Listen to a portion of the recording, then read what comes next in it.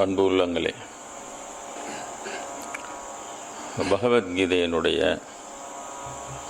ஒவ்வொரு யோகமாக ஒவ்வொரு வாரமாக இங்கே நாம் பார்த்து கொண்டு வருகிறோம். இன்றைய தினம் 12வது அத்தியாயமான பக்தி யோகம் என்பதை பற்றி பார்க்க இருக்கிறோம். எந்த மதத்திற்குமே பக்தி என்பது தான் அடிப்படையாக இருக்கிறது. எல்லா மதத்திற்குமே பக்தி, அந்த பக்தி அது பலவிதமாக அவர்கள் சொல்லிக்கொண்டு வருவார்கள். ஆனால் இந்த பக்தி இருந்தால்தான் எந்த ஒன்றுமே சாத்தியமாகும். ஆனால் அந்த பக்தி செய்வது எப்படி, அந்த பக்தர்கள் எப்படி இருப்பார்கள் என்றெல்லாம் இதில் கண்ண பரமாத்மா நமக்கு விவரித்து விளக்குகிறார். அப்படி பக்தி செய்யும்போது அந்த பக்தியை நமக்கு ஒரு யோகமாக மாறிவிட வேண்டும். வெறும் பக்தி, நாம் எல்லோரும் பக்தர்கள் தான், இப்பொழுது பக்தி செய்து கொண்டு தான் இருக்கிறோம். சபரிமலை காலம் இது, மாலை போட்டுக்கொண்டு 2 வேளை ஐயப்ப சரணம் சேர்ந்து கொண்டு பக்தி செய்கிறோம். இந்த டிசம்பர் மாதம் வந்துவிட்டால் கிறிஸ்துவர்களுடைய இயேசுவின் பிறப்பிற்காக அவர்கள் பக்தி செய்வார்கள். இப்படி ஒவ்வொரு மார்க்கமே, ஒவ்வொரு மதங்களுமே பக்தியை அடிப்படையாக வைத்த மதம். அதை விதவிதமாக பக்தி செய்வார்கள், அவ்வளோதான். இங்கு கண்ண பரமாத்மா பக்தி யோகம் என்பதை விளக்குகிறார். அந்த பக்தி என்பதை ஒரு யோகமாக மாற வேண்டும் என்றால் என்ன செய்ய வேண்டும்? அர்ஜுனர் கேட்கிறார், உருவமற்ற அழிவற்ற அந்த பரம்பொருளை வழிபடுவதில் இருக்கிறார்கள். நேரடியாக கடவுளுக்கு உருவம் இல்லை என்று சொல்லி உருவமற்ற இறைவனை வழிபடுவது. இப்பொழுது இவர்கள் உருவம் இல்லை என்று சொல்கிறார்களவா, ஆப்ரஹாமிக் ரிலீஜன் என்று சொல்லுகிறோம். கிறிஸ்தவர்கள் முகமதியர்கள் சொல்கிறார்களவா, உருவமற்ற கடவுள் என்று சொல்கிறார். கடவுளுக்கு உருவம் இல்லை என்று சொல்லுகிறார்கள். இது ஏற்கனவே இந்து மதத்திலே இருக்கிறது. இந்து மதத்திலே உருவாய் அருவாய் உளதாய் இலதாய் என்றெல்லாம் பாடியிருக்கிறார்கள். கடவுள் உருவமாகவும் இருக்கிறான், உருவமற்ற அருவமாகவும் இருக்கிறான் என்பது எல்லோருக்குமே தெரிந்த ஒரு உண்மை. அந்த 5400 ஆண்டுகளுக்கு முன்னாலேயே அர்ஜுனர் அதை கேட்கிறார். இப்படி உருவமற்ற அந்த பரம்பொருளை வழிபடுபவர்கள் இருக்கிறார்கள், பிரம்மம் பிரம்மம் என்று சொல்லி இறைவனை நேரடியாக வழிபட வேண்டும், இறைவனுக்கு உருவம் இல்லை என்று அந்த உருவமற்ற நிலையிலே, ஏனென்றால் உருவமுள்ள நிலைகள் எல்லாம் ஏதோ ஒரு காலகட்டத்தில் அழிந்து போய்விடுகின்றன. கிருஷ்ண பரமாத்மாவை கூட தன் உடல் மறைந்து விடுகிறது அல்லவா, வேடன் விட்டு அம்பினால். அதனால் அந்த உருவமுள்ள கடவுளை வழிபடுவதை விட உருவமற்ற அந்த பரம்பொருள், உருவமற்ற நிலையில் உள்ள இறைவனை நாம் வழிபட வேண்டும் என்று ஒரு குழு இருக்கும். இல்லை கடவுளை உருவத்தோடு தான் வழிபட வேண்டும் என்று ஒரு குழு இருந்திருக்கும். அதனால் அர்ஜுனர் இங்கே கிருஷ்ணரிடம், அந்த உருவமற்ற நிலையிலே வழிபடுகின்றவர்கள் உயர்ந்தவர்களா, அல்லது உன்னை இந்த உருவத்தோடு வழிபடுகிறார்களே அவர்கள் உயர்ந்தவர்களா? 2 பேருமே பக்தர்கள் தான். இந்த இருவரிலே யார் உயர்ந்தவர்கள் அப்படி என்று கேட்கிறார். அது கிருஷ்ணர் சொல்கிறார், உருவமற்றதும் எங்கும் நிறைந்ததும் அழிவற்றதும் சிந்தித்து யூகிக்க ஒண்ணாதுமான அந்த பரம்பொருளை வழிபடுவோர் புலன்களை நன்கு அடக்கியவர்களாய், எதிலும் சமபுத்தி உடையவர்களாய், எல்லா உயிர்களிடத்திலும் அன்புடையவர்களாய் இருப்பர், அவர்களும் என்னையே வந்து அடைவர். முதலில் உருவமற்ற நிலையிலே நாம் எப்படி வழிபடுவது? இப்போ உங்களுக்கு தோன்றலாம் இல்லையா, உருவமற்ற நிலையிலே எப்படி நாம் கடவுளை வழிபடுவது? உருவ கடவுள் தெரியும், கோவிலுக்கு செல்கிறோம் அல்லது வீட்டிலே புகைப்படம் வைத்து கொண்டு வழிபடுகிறோம். உருவமற்ற நிலையிலே இறைவனை எப்படி வழிபடுவது என்பதையும் இங்கு கிருஷ்ண பரமாத்மா விளக்கி விடுகிறார். இந்த ஸ்லோகத்திலேயே அதையும் சொல்லி கொடுத்து விடுகிறார். உருவமற்ற கடவுளை வணங்குவதென்றால் எப்படி வணங்க வேண்டும்? அந்த பரம்பொருளை வணங்குபவர்கள் புலன்களை நன்கு அடக்கியவர்களாக இருக்க வேண்டும். உருவமற்ற நிலையிலே வழிபாடு என்பது புலன் அடக்கத்தை அவர்கள் கை கொள்ள வேண்டும். எதிலும் சமபுத்தி உடையவர்களாக இருக்க வேண்டும். சமபுத்தி, நன்மை தீமை இல்லையா, மகிழ்ச்சி துக்கம், வெற்றி தோல்வி, இப்படி இந்த இருமைகள், எல்லா இருமைகளிலும் அவர்கள் சமமாக அமைதியாக இருக்க வேண்டும். ஒரு இன்பம் வந்தால் துள்ளுவது, துன்பம் வந்தால் துவண்டு விடுவது என்று 2ம் இருக்கக்கூடாது. இன்பம் வந்தாலும் துன்பம் வந்தாலும், வெற்றி வந்தாலும் தோல்வி வந்தாலும் ஒரே விதமான மனநிலையோடு அவர்கள் இருக்க வேண்டும். அப்படிதான் இருப்பார்கள் என்று சொல்கிறார். உருவமற்ற இறைவனை வழிபடுகிறவர்கள் இப்படி எதிலும் சமபுத்தி உடையவர்களாக இருப்பார்கள். அதே நேரத்திலே தங்களது புலன்களை நன்கு அடக்கியவர்களாக இருப்பார். புலன் அடக்கிறவர்களாக சமபுத்தி இருக்க முடியும் இல்லையா? தான் தோன்றித்தனமாக எல்லாவற்றையும் கண்டதே காட்சி கொண்டதே கோலம் என்று அனுபவித்தால் சமபுத்தியாக இருக்க முடியாது. ஆனால் அவர் அதை சொல்லுகிறார், எதிலும் சமபுத்தியுடையவர்களாய் அதே நேரத்தில் எல்லா உயிர்களிடத்திலும் அன்புடையவர்களாய் இருப்பர்.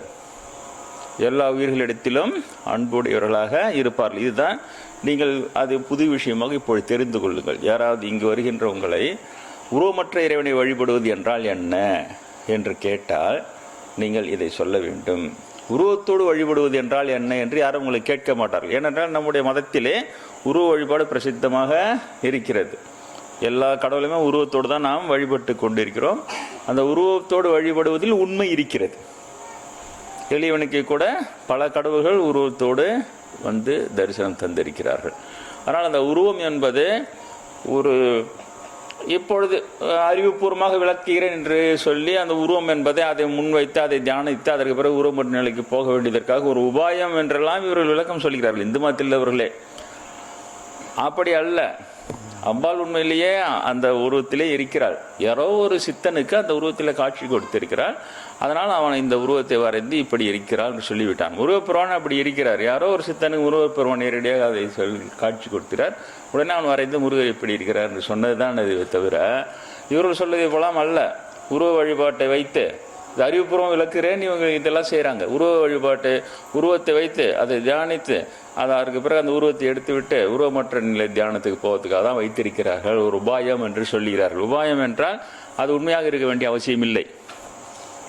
ஆனால் அப்படியல்ல. உருவம் கடவுள்களின் உண்மைகளை தனிப்பட்ட முறையிலே நான் உணர்ந்திருக்கிறேன், குருநாதர் உணர்ந்திருக்கிறார். அவர் தான் சொல்கிறார், ஒவ்வொரு உருவத்திலும் ஒவ்வொரு நன்மை இறைவன் வைத்திருக்கிறான். அதனால் அந்தந்த உருவம் எடுத்து விளையாட அந்த உருவம் என்பது உண்மை என்பது. விநாயகப் பெருமான் பஞ்சமுக கணபதியாக எனக்கு தரிசனம் தந்ததைத்தான் உங்களுக்கு நான் தீட்சியாக கொடுத்திருக்கிறேன். சங்கட தரிசனத்தை நீங்கள் செய்து கொண்டு வருகிறீர்கள். எப்படி 5 புள்ளிகளில் தியானம் செய்வது என்று உருவத்தோடு உள்ள கடவுள் உருவத்தோடு உள்ள நமக்கு சொல்லிக் கொடுக்கிற விஷயம் அது தனி. அதனால் அது இவர்களுடைய இந்த அறிவுபூர்வமான விளக்கத்தின் பின்னால் கூட அதிகமாக சென்று விடாதீர்கள். அது சிறிது பக்தியை குறைத்து விடுகிறது. அப்படியெல்லாம் இல்லை, ஒரு உபாயத்திற்காக வைத்தீர்கள் என்பதை போல போய்விடுகிறது. இல்லை, அப்படியெல்லாம் உண்டு. கைலாயம் உண்டு, வைகுண்டம் உண்டு. வைகுண்டப்படி பாடும்போது சுவாமிகள் கண்ணினால் காணப்பெற்றேன் கையிலையும் வேண்டாம் என்றேன் பாடினார். அவ்வளோ அழகாரகமா வைகுண்டம். எனக்கு கூட ஆழ்கடலில் அரிதுயிலும் ஆதி பெருமாள் என்னை அழைத்து இந்த பிரிவில் தரிசனம் தந்திருக்கிறார். அதை எங்குமே சொல்லவில்லை. நான் அது எங்கேயோ ஒரு இடத்துல சொல்ல வேண்டும் என்று எண்ணுகிறேன். அது தனியாக ஒரு வகுப்பிலே சொல்லுகிறேன். இருக்கிறார்கள் கடலுக்கு அடியிலே அந்த பெருமாள் என்னுடைய அந்த சூட்சும சரீரத்தை வரவழைத்து தரிசனம் தந்தார். ஒரு சங்கிலே துயில் கொண்டு இருக்கிறார். அங்கு வரவழைத்து ஏன் வரவைத்து எதனால் என்ன அணுகிறேன் எதனாலும் எனக்கு தெரியவில்லை என்னை வரைக்கும். அப்போ இருக்கிறார்கள் இல்லையா? இருக்கின்ற பெருமாளை தான் வணங்குகிறோம். யார் கேட்டாலும் அதை சொல்லுங்கள். இருக்கிற சிவனை தான் வணங்குகிறோம். அவ்வளவுதான். அது தனி. இப்போ உருவமற்ற நிலையில் இருக்கிற இந்த கடவுள்கள் உருவமற்ற நிலையை பக்தி செய்வது உண்மை. அப்பொழுது எப்படி உருவமற்ற நிலையில் எப்படி பக்தி செய்வது என்றால் இப்படித்தான் பக்தி செய்ய வேண்டும். உருவமற்ற நிலையில் பக்தி செய்கிறவர்கள் இறைவனை அனுமானிக்க வேண்டும் இல்லையா? இறைவன் என்றால் உருவமற்ற நிலை. இப்போ இந்த காற்று இருக்கிற இந்த இடத்துல ஒரு இடம் இருக்கிறது. இப்படி நான் கையை வைத்து விட்டு அந்த இடத்தை எடுத்து விட்டால் அந்த இடத்துல என்ன இருக்கிறது? வெற்றிடம் இருக்கிறது, உருவமற்ற இடம். அப்படியெல்லாம் அப்படியே தானா என்று நீங்கள் எண்ணலாம். அதை அப்படியே வழிபடலாமா? அப்படி அல்ல. உருவமற்ற நிலையிலே இறைவன் எப்படி இருக்கிறான்? எங்கும் நிறைந்தவனாக இருக்கிறான். அப்படி எண்ண வேண்டும். உருவமற்ற நிலையில் தான் எங்கும் நிறைந்திருக்க முடியும் இல்லையா? உங்களுக்கு தெரிந்த விஞ்ஞான உண்மை 2 things cannot occupy the same space என்று இருக்கிறது. ஒரே ஒரு வெற்றிடத்தை 2 பொருள்கள் ஒரே நேரத்தில் ஆக்கிரமித்திருக்க முடியாது. இந்த இடத்திலே அந்த ஒரு ஒளிப்பதிவியை எடுத்து விட்டால் தான் அந்த வேறு ஒரு பொருளை அங்கே வைக்க முடியும். 2 ஒன்றோடு ஒன்று இருக்க முடியாது. பக்கத்தில் வேண்டுமானால் இருக்கும். ஒரே இடத்துல 2 பொருள் இருக்க முடியாது. அதை போன்றது. அந்த உருவம் உள்ளது ஒரு எல்லைக்குட்பட்டது. அதனால் உருவத்தோடு இங்கு கிருஷ்ணர் இருந்து விட்டால் உருவத்தோடு வேறு இடத்துல அவர் கிருஷ்ணர் இல்லை என்று ஆகிவிடும். ஆனால் ஒரு இடத்தில் இருக்கிறவர் இன்னொரு இடத்துல இல்லை என்று ஆகும்போது அவர் இறைவனாக ஆக முடியாது. இப்படியெல்லாம் ஒரு வாதம் வரும். உருவமுள்ள கடவுளுக்கும் உருவமற்ற கடவுள் வழிபவர்களுக்கும் அவர்கள் விவாதிக்கும் போது இப்படியெல்லாம் வரும். அதனால் அவர்கள் எந்த நிலையிலே அவர்கள் இறைவனை உபாசிக்க வேண்டும் என்றால் எங்கும் நிறைந்த பரம்பொருளாக உபாசிக்க வேண்டும். முகமதியர் கூட அல்லாஹ் என்கிறார்களா, அல்லாஹ் என்னும் பொழுது எங்கும் நிறைந்தவன் சொல்றாங்க பாருங்க. எங்கும் நிறைந்த இறைவான் பாட்டெல்லாம் பாடுறாங்க பாருங்க. எங்கும் நிறைந்தவனாக இருக்கும் பொழுது உருவமற்ற நிலையில் இருந்தால்தான் இருக்க முடியும் என்பது அவருடைய ஒரு வாதம். ஆனால் கிருஷ்ணரும் அதை சொல்லுகிறார். அந்த உருவமற்ற பக்தி செய்யும் பொழுது இறைவனை எங்கும் நிறைந்தவனாக உபாசிக்க வேண்டும், அழிவற்றவனாக உபாசிக்க வேண்டும். இல்லையா? எங்கும் நிறைந்தவன் இறைவன் அழிவற்றவன், அழிவற்றது, சிந்தித்து யூகிக்க ஒண்ணாதது. அதான் இங்க கிருஷ்ணர் கொடுக்கிற அதிகப்படியான ஒரு தகவல். நீங்கள் உருவமற்ற அந்த இறைவனை எங்கும் நிறைந்தவன், அழியாதவன் என்றெல்லாம் உட்கார்ந்து கொண்டு நம்முடைய புத்தியை வைத்து சிந்தித்து யூகிக்கிறோம். ஆனால் அந்த யூகத்தில் அவன் அடங்க மாட்டான் என்று சொல்கிறார். உங்களால் யூகிக்கவே முடியாது. நீங்க எவ்வளவு யூகித்தாலும் உங்கள் யூகம் வேறுதான், இறைவன் வேறுதான். நீங்கள் யூகிப்பதே இறைவனாக இருந்து விட்டால் உங்களுக்கு இறைவனை தெரிந்து விட்டது என்று பொருள். அதற்கு மேல் நீங்கள் வேறு எதுவும் செய்ய வேண்டிய அவசியம் இல்லை. இறைவனை தெரிந்து கொண்டு விட்டீர்கள் என்று பொருள். உங்களது யூகம் வேறுதான், ஆனால் இறைவன் வேறுதான் என்று இருந்தால்தான், அப்படியானால் இவ்வளவு யூகத்துக்கும் தாண்டிய அப்பாற்பட்ட அந்த இறைவனை நான் தெரிந்து கொள்ளவில்லையே என்ற ஏக்கம் உங்களுக்கு அப்பொழுதுதான் வரும். அவனை தெரிந்து கொள்ள வேண்டுமே என்று பிறகு பயணப்படுவீர்கள். உங்களை பயணப்படுத்துகின்ற ஒரு செயல்தான் மறுப்பது. உங்கள் யூகத்தை மறுப்பது. யூகித்து பிறகு மறுத்து விடுங்கள். இது நம்முடைய யூகத்தில் இப்படி நினைக்கிறானோ, உண்மையிலேயே எப்படி இருக்கிறானோ இல்லையா? ஏதோ ஒரு பலகாரத்தை சொல்லுகிறேன் என்று வைத்துக் கொள்ளுங்கள். நீங்கள் யூகிப்பீர்கள். பிசிபேலா பாத் இப்படி போட்டு அப்படி போட்டு இப்படி செய்து அப்படி செய்து என்று வெளிநாட்டுக்காரன் சொன்னால் அவனுக்கு தெரியவே தெரியாது. அவன் கேட்டுக்கொண்டே இருப்பான். வேற எதையோ யூகித்து கொண்டே, ஓஹோ அது ஒரு குட்டையான பனைமரம் அளவுக்கு இருக்குமே நினைத்து விடுவான். அதுக்கு பிறகு நம்முடைய சாம்பார் சாதத்தை கலரி எடுத்து போய் கையில் கொடுத்தோடனே தின்னுட்டு, இதான் பிசிபேலா, ஓ திஸ் இஸ் வாட் பிசிபேலா பாத். அவன் யூகித்தது வேறு தான், நீங்கள் கொடுத்து அவன் உண்டது வேறு தான். அதே போல நீங்கள் இறைவனை எங்கும் நிறைந்தவன், அழிவற்ற என்று உங்கள் யூகம் வேறுதான். இறைவனை உணர்ந்தவர்கள் அவர்கள் தெரிந்து கொண்டு இருக்கின்ற இறைவன் வேறுதான். அப்படி இருந்தால்தான் நீங்கள் அதை சென்று அடைவீர்கள். அதனால் அதை தெரிந்து கொள். யூகிக்க ஒண்ணாதது என்று சொல்றார். சிந்தித்து யூகிக்க ஒண்ணாதவன் இறைவன். அந்த நிலையிலே அந்த பரம்பொருளை வழிபடுபவர்கள் புலன்களை நன்கு அடக்குகின்ற தவ வாழ்க்கையில் இருந்துதான் அதை செய்ய வேண்டும், செய்வார்கள். அதுதான் பக்தி. அந்த இறைவனை தெரிந்து கொள்வதற்காக புலன்களை நன்கு அடக்கி ஆளுவார்கள். அதே நேரத்திலே எங்கும் சமபுத்தி உடையவர்களாக இருப்பார்கள். இவன் வேண்டியவன், இவன் வேண்டாதவன், இவன் நம் ஜாதி, இவன் வேறு ஜாதி, இது எதுவுமே இருக்காது. நல்லவன் கெட்டவன் வித்தியாசம் கூட தாண்டி போயிடுமா. கெட்டவன் வந்தால் கூட அவனு கூட அவ்வளோ அன்பாக பேசின்னு இருப்பாங்க. அவங்களுக்கு அந்த வித்தியாசம் தெரியாத நிலைக்கு சென்று விடுவார்கள் என்று சொல்லுகிறார்கள். அதனால் சமபுத்தி இருப்பார்கள். வெற்றி தோல்வி திடீரென்று உனது பரம்பரை சொத்து உனக்கு 5 கோடி வந்திருக்கிறது என்றால் சிரிக்கவும் மாட்டார்கள். இல்லை திடீர்னு உங்கள் பங்காளிங்க பிடிங்கினாங்கன்னா அழவும் மாட்டார்கள். எல்லாத்தையும் கடந்து இருப்பார்கள். ரெண்டுமே அவர்களை ஒன்றுமே செய்யாது. ஒரு வெற்றி அவர்களை குஷிப்படுத்தாது, ஒரு தோல்வி அவர்களை தொய்வடைய வைக்காது. அதுதான் சமபுத்தியுடையவர்களாய் இருப்பார்கள். வித்தியாசம் தெரியாத இடத்துல தான் அன்பு இருக்கும் இல்லையா? ஒரு இடத்துல சென்றால் அவர் தனக்கு வேண்டியவங்களெல்லாம் ரொம்ப உழுந்து கவனிப்பார், நம்மளெல்லாம் உதாசீனப்படுத்துவார். நாங்கள் போகிறதுக்கே அவனுக்கு மனசு வராது. எல்லாரிடம் ஒரே அன்பாக இருப்பாருன்னு சொல்லும்போது அங்கே எல்லாருமே விருப்பம் வரும். ஏன்னா எல்லார்கிட்டையும் ஒரே விதமான அன்பு செலுத்துகிறார் அப்படின்னு சொல்லி. அதனால் அப்படி இருப்பார்கள். எல்லா உயிர்களிடத்து அன்புடையவர்கள். எல்லா மனிதர்களிடத்துன்னு சொல்லலை, எல்லா உயிர்களிடத்திலும். ஒரு நாய் நரி எல்லா உயிர்களிடத்திலும் அன்புடையவர்களாக அவர்கள் இருப்பார்கள்.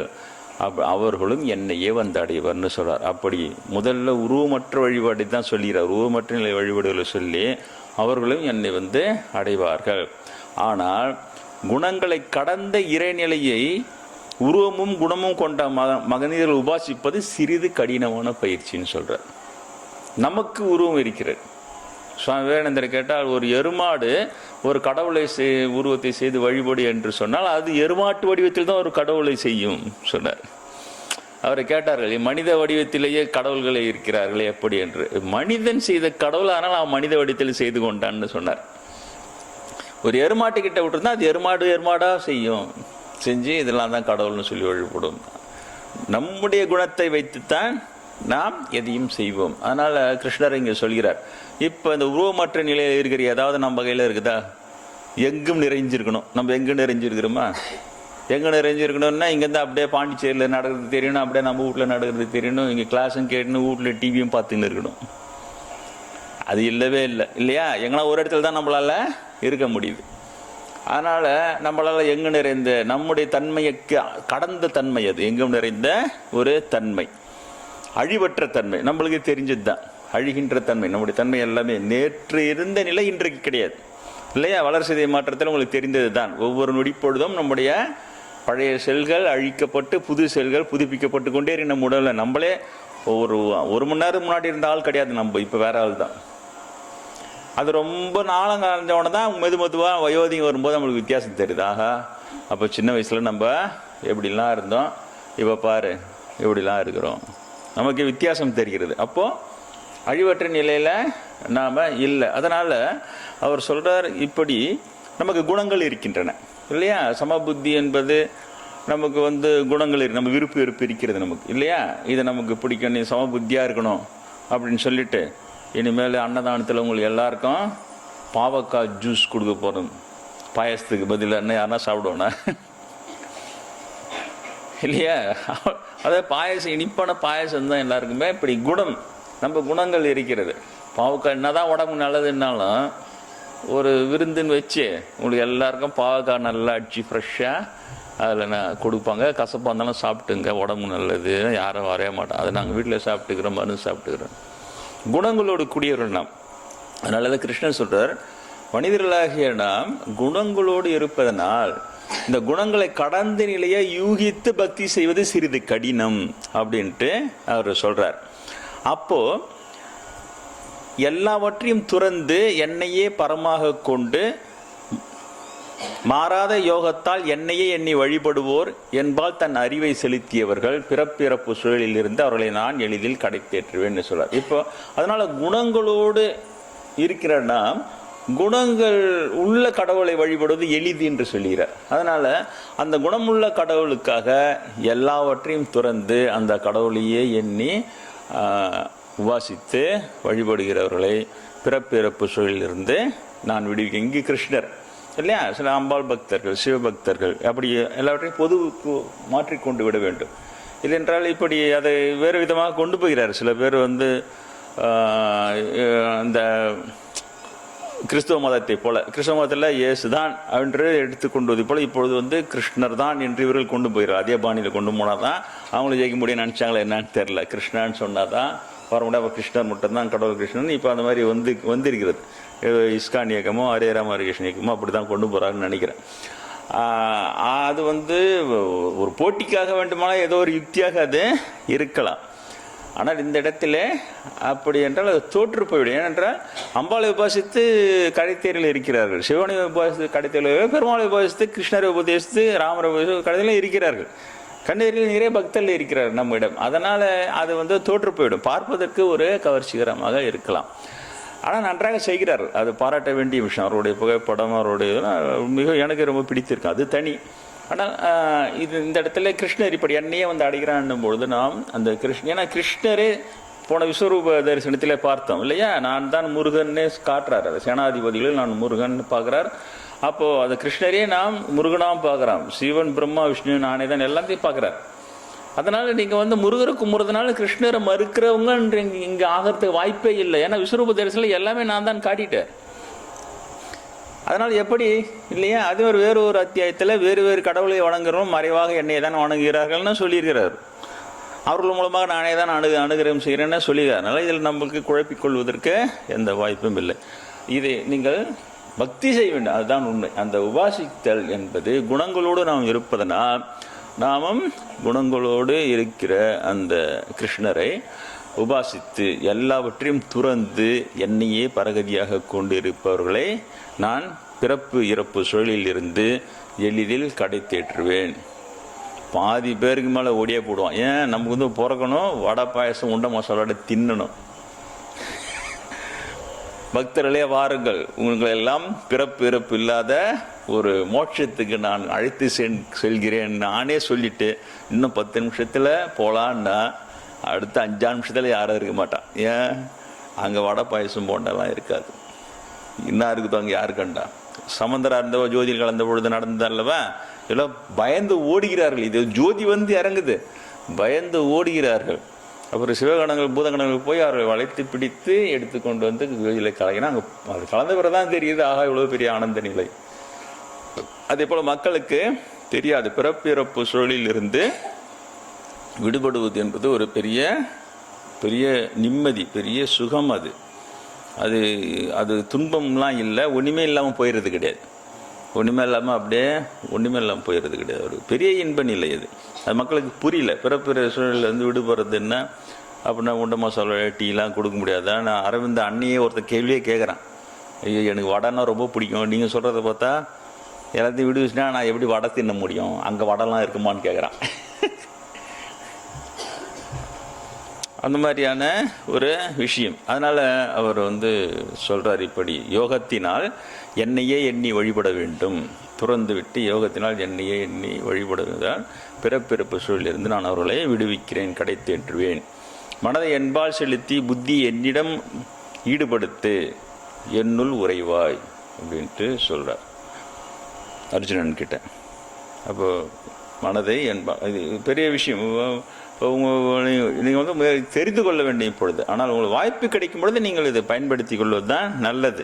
இப்பொழுது உங்களால் முடியாது. மனதை என்பால் செலுத்து, புத்தி என்பால் விடு என்று சொன்னவுடன் அதில் நிலைத்து இருக்க வேண்டும் இல்லையா?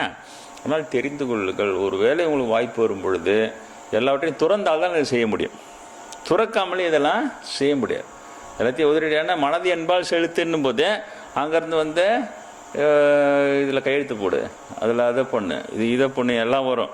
நீ மனதை கையெழுத்துப்பால் செலுத்தி அப்புறம் கச்ச கொச்சன்னு இருக்கும். அந்த நிலை பார்க்குறது ஒரு வரி இருக்குது. மனதை என்பால் செலுத்துன்னு ஒரு வரி தான். ஆனால் மனதில் இறைவன்பால் செலுத்த ஆரம்பித்து எல்லாவற்றையும் துறந்தால் சுத்தமாக ஓட்டாண்டி ஆகி நடுத்தேர்வில் நிற்பீர்கள். அது உண்மை. ஆனால் அதில் கிடைக்கிற லாபம் பெரியது. கிருஷ்ணர் கிடைத்து விட்டால் அந்த லாபம், அந்த இன்பம் என்பது மிகவும் பெரியது. இது எல்லாம் உலகமே நீங்கள் இழந்தாலும் கூட அந்த லாபத்தை ஒப்பிடும் பொழுது அது கொள்ளத்தக்கது, இது இழக்கத்தக்கது. இதுதான் என்னுடைய அனுபவம் என்பது. இதுதான் பெரியவர்களுடைய அனுபவம். அப்படித்தான் முகமது நபிகள் கூட அதை சொல்கிறார் இல்லவா? 5 மனைவிமார்களோடு எல்லா சுகங்களையும் நீ அனுபவித்தாலும் கூட இறைவனால் கிடைக்கின்ற இன்பம் என்று தனியாக இருக்கிறது. அந்த இன்பத்தின் மூலம் இவை அனைத்தும் அற்ப சுகமேன்னு சொன்னார். ஒரு முஸ்லீம் இதை சொல்ல பார்ப்போம், வெளியில் சொல்லவே மாட்டான். ஏன் இருக்குது போயிடுச்சுன்னு என்ன செய்யுது? அதனால் வேற தான் சொல்லுவான். 5 மனையில் கல்யாணம் பண்ணிட்டு உரிமை இருக்குது, அதுக்கு உரிமை இது இருக்கு, ஒரு உரிமை தான் பேசுவான். அதனுடைய கோர் ட்ரூத் என்று சொல்கிறார் அல்லவா, மையக்கரு அதை கோட்டை விட்டுட்டு தாங்கிறான். எல்லா மதத்தில் இருக்கிறான் கோட்டை விட்டுட்டு தான் இருக்கிறான். விட்டுட்டா தான் அடிச்சிக்க முடியும். எணித வசதி உணிந்து மட்டும் அச்சின்னு பிடிச்சிக்கிறதுக்கு நம்ம ஆளுங்களுக்கு பிடிக்கும். அதுக்கு ஒரு குழு, அதுக்கு ஒரு தலைவன், அதுக்கு ஒரு எல்லாம் செஞ்சுன்னு போயின்னே இருக்கான். அது கூட இறைவனை மட்டும் கோட்டை விட்டுருவோம். அவர் தெளிவாக சொன்னது இதுதான். அதுதான் கிருஷ்ணரும் நானும் இதை சொல்வது தான். இந்த மாதிரி நீங்கள் இறைவன்பால் மனதை செலுத்தி புத்தியையும் இறைவனிடமே செலுத்தி தீவிர பயிற்சி செய்தால் கண்டிப்பாக நீங்கள் எல்லாவற்றையும் கோட்டை விட்டு முட்டாளாகி நடுத்தெருவிலே ஓட்டாண்டியாக பிச்சைக்காரா பரதேசியாக ஆவீர்கள். அதில் எந்த சந்தேகமும் இல்லை. ஆனால் அதில் நீங்கள் வெற்றி பெறும் பொழுது அதில் கிடைக்கிற லாபம் மிகவும். என்னையே சொன்னார்கள் அல்லவா, நான் உங்களுக்கு தெரிந்தது தான், பிஇ படித்த அந்த காலத்தில் பிஇக்கு வந்து அதிக மதிப்பு இருந்தது. இப்போ வந்து ஒரு கூடையில் குப்பையாக கும்பலாக அள்ளியுமே கொட்டிடலாம் பிஇ. ஒரு தெருவுலையும் அவ்வளோ பிஇ இறஞ்சி கிடக்குது. அப்போ நாங்கள் படிப்போம்லாம் பி படிக்கிற எம்பிபிஎஸ் படிக்கிற பி படிக்கிறது எல்லாம் மாதிரிலாம்.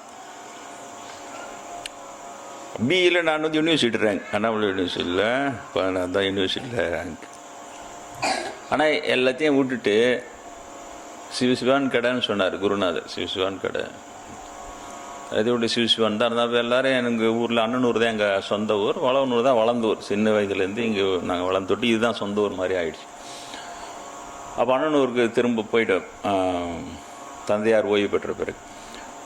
அந்த ஊரே திட்டிச்சு, இவ்வளோ படிப்பு படிச்சுட்டு. அப்போ அந்த ஊரில் எங்கள் ஃபேமிலி தான் நம்பர் 1 ஃபேமிலி, வசதி வாய்ப்பில்.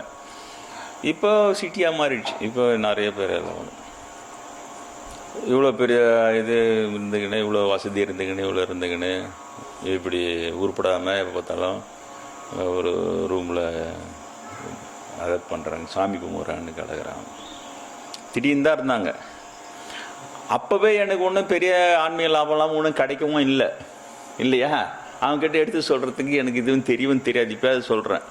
ஆனால் நம்பிக்கை குருநாதர் சொல்லியிருக்கிறார், ஞானம் என்பது தனியாக இருக்கிறது, உனக்கு வரும்னு சொல்லி அவர் சொல்லிக்கிறார். முன்னாடியே உண்ணாமலை அம்மனும் இங்கே ஆசீர்வாதம் பண்ணாங்க.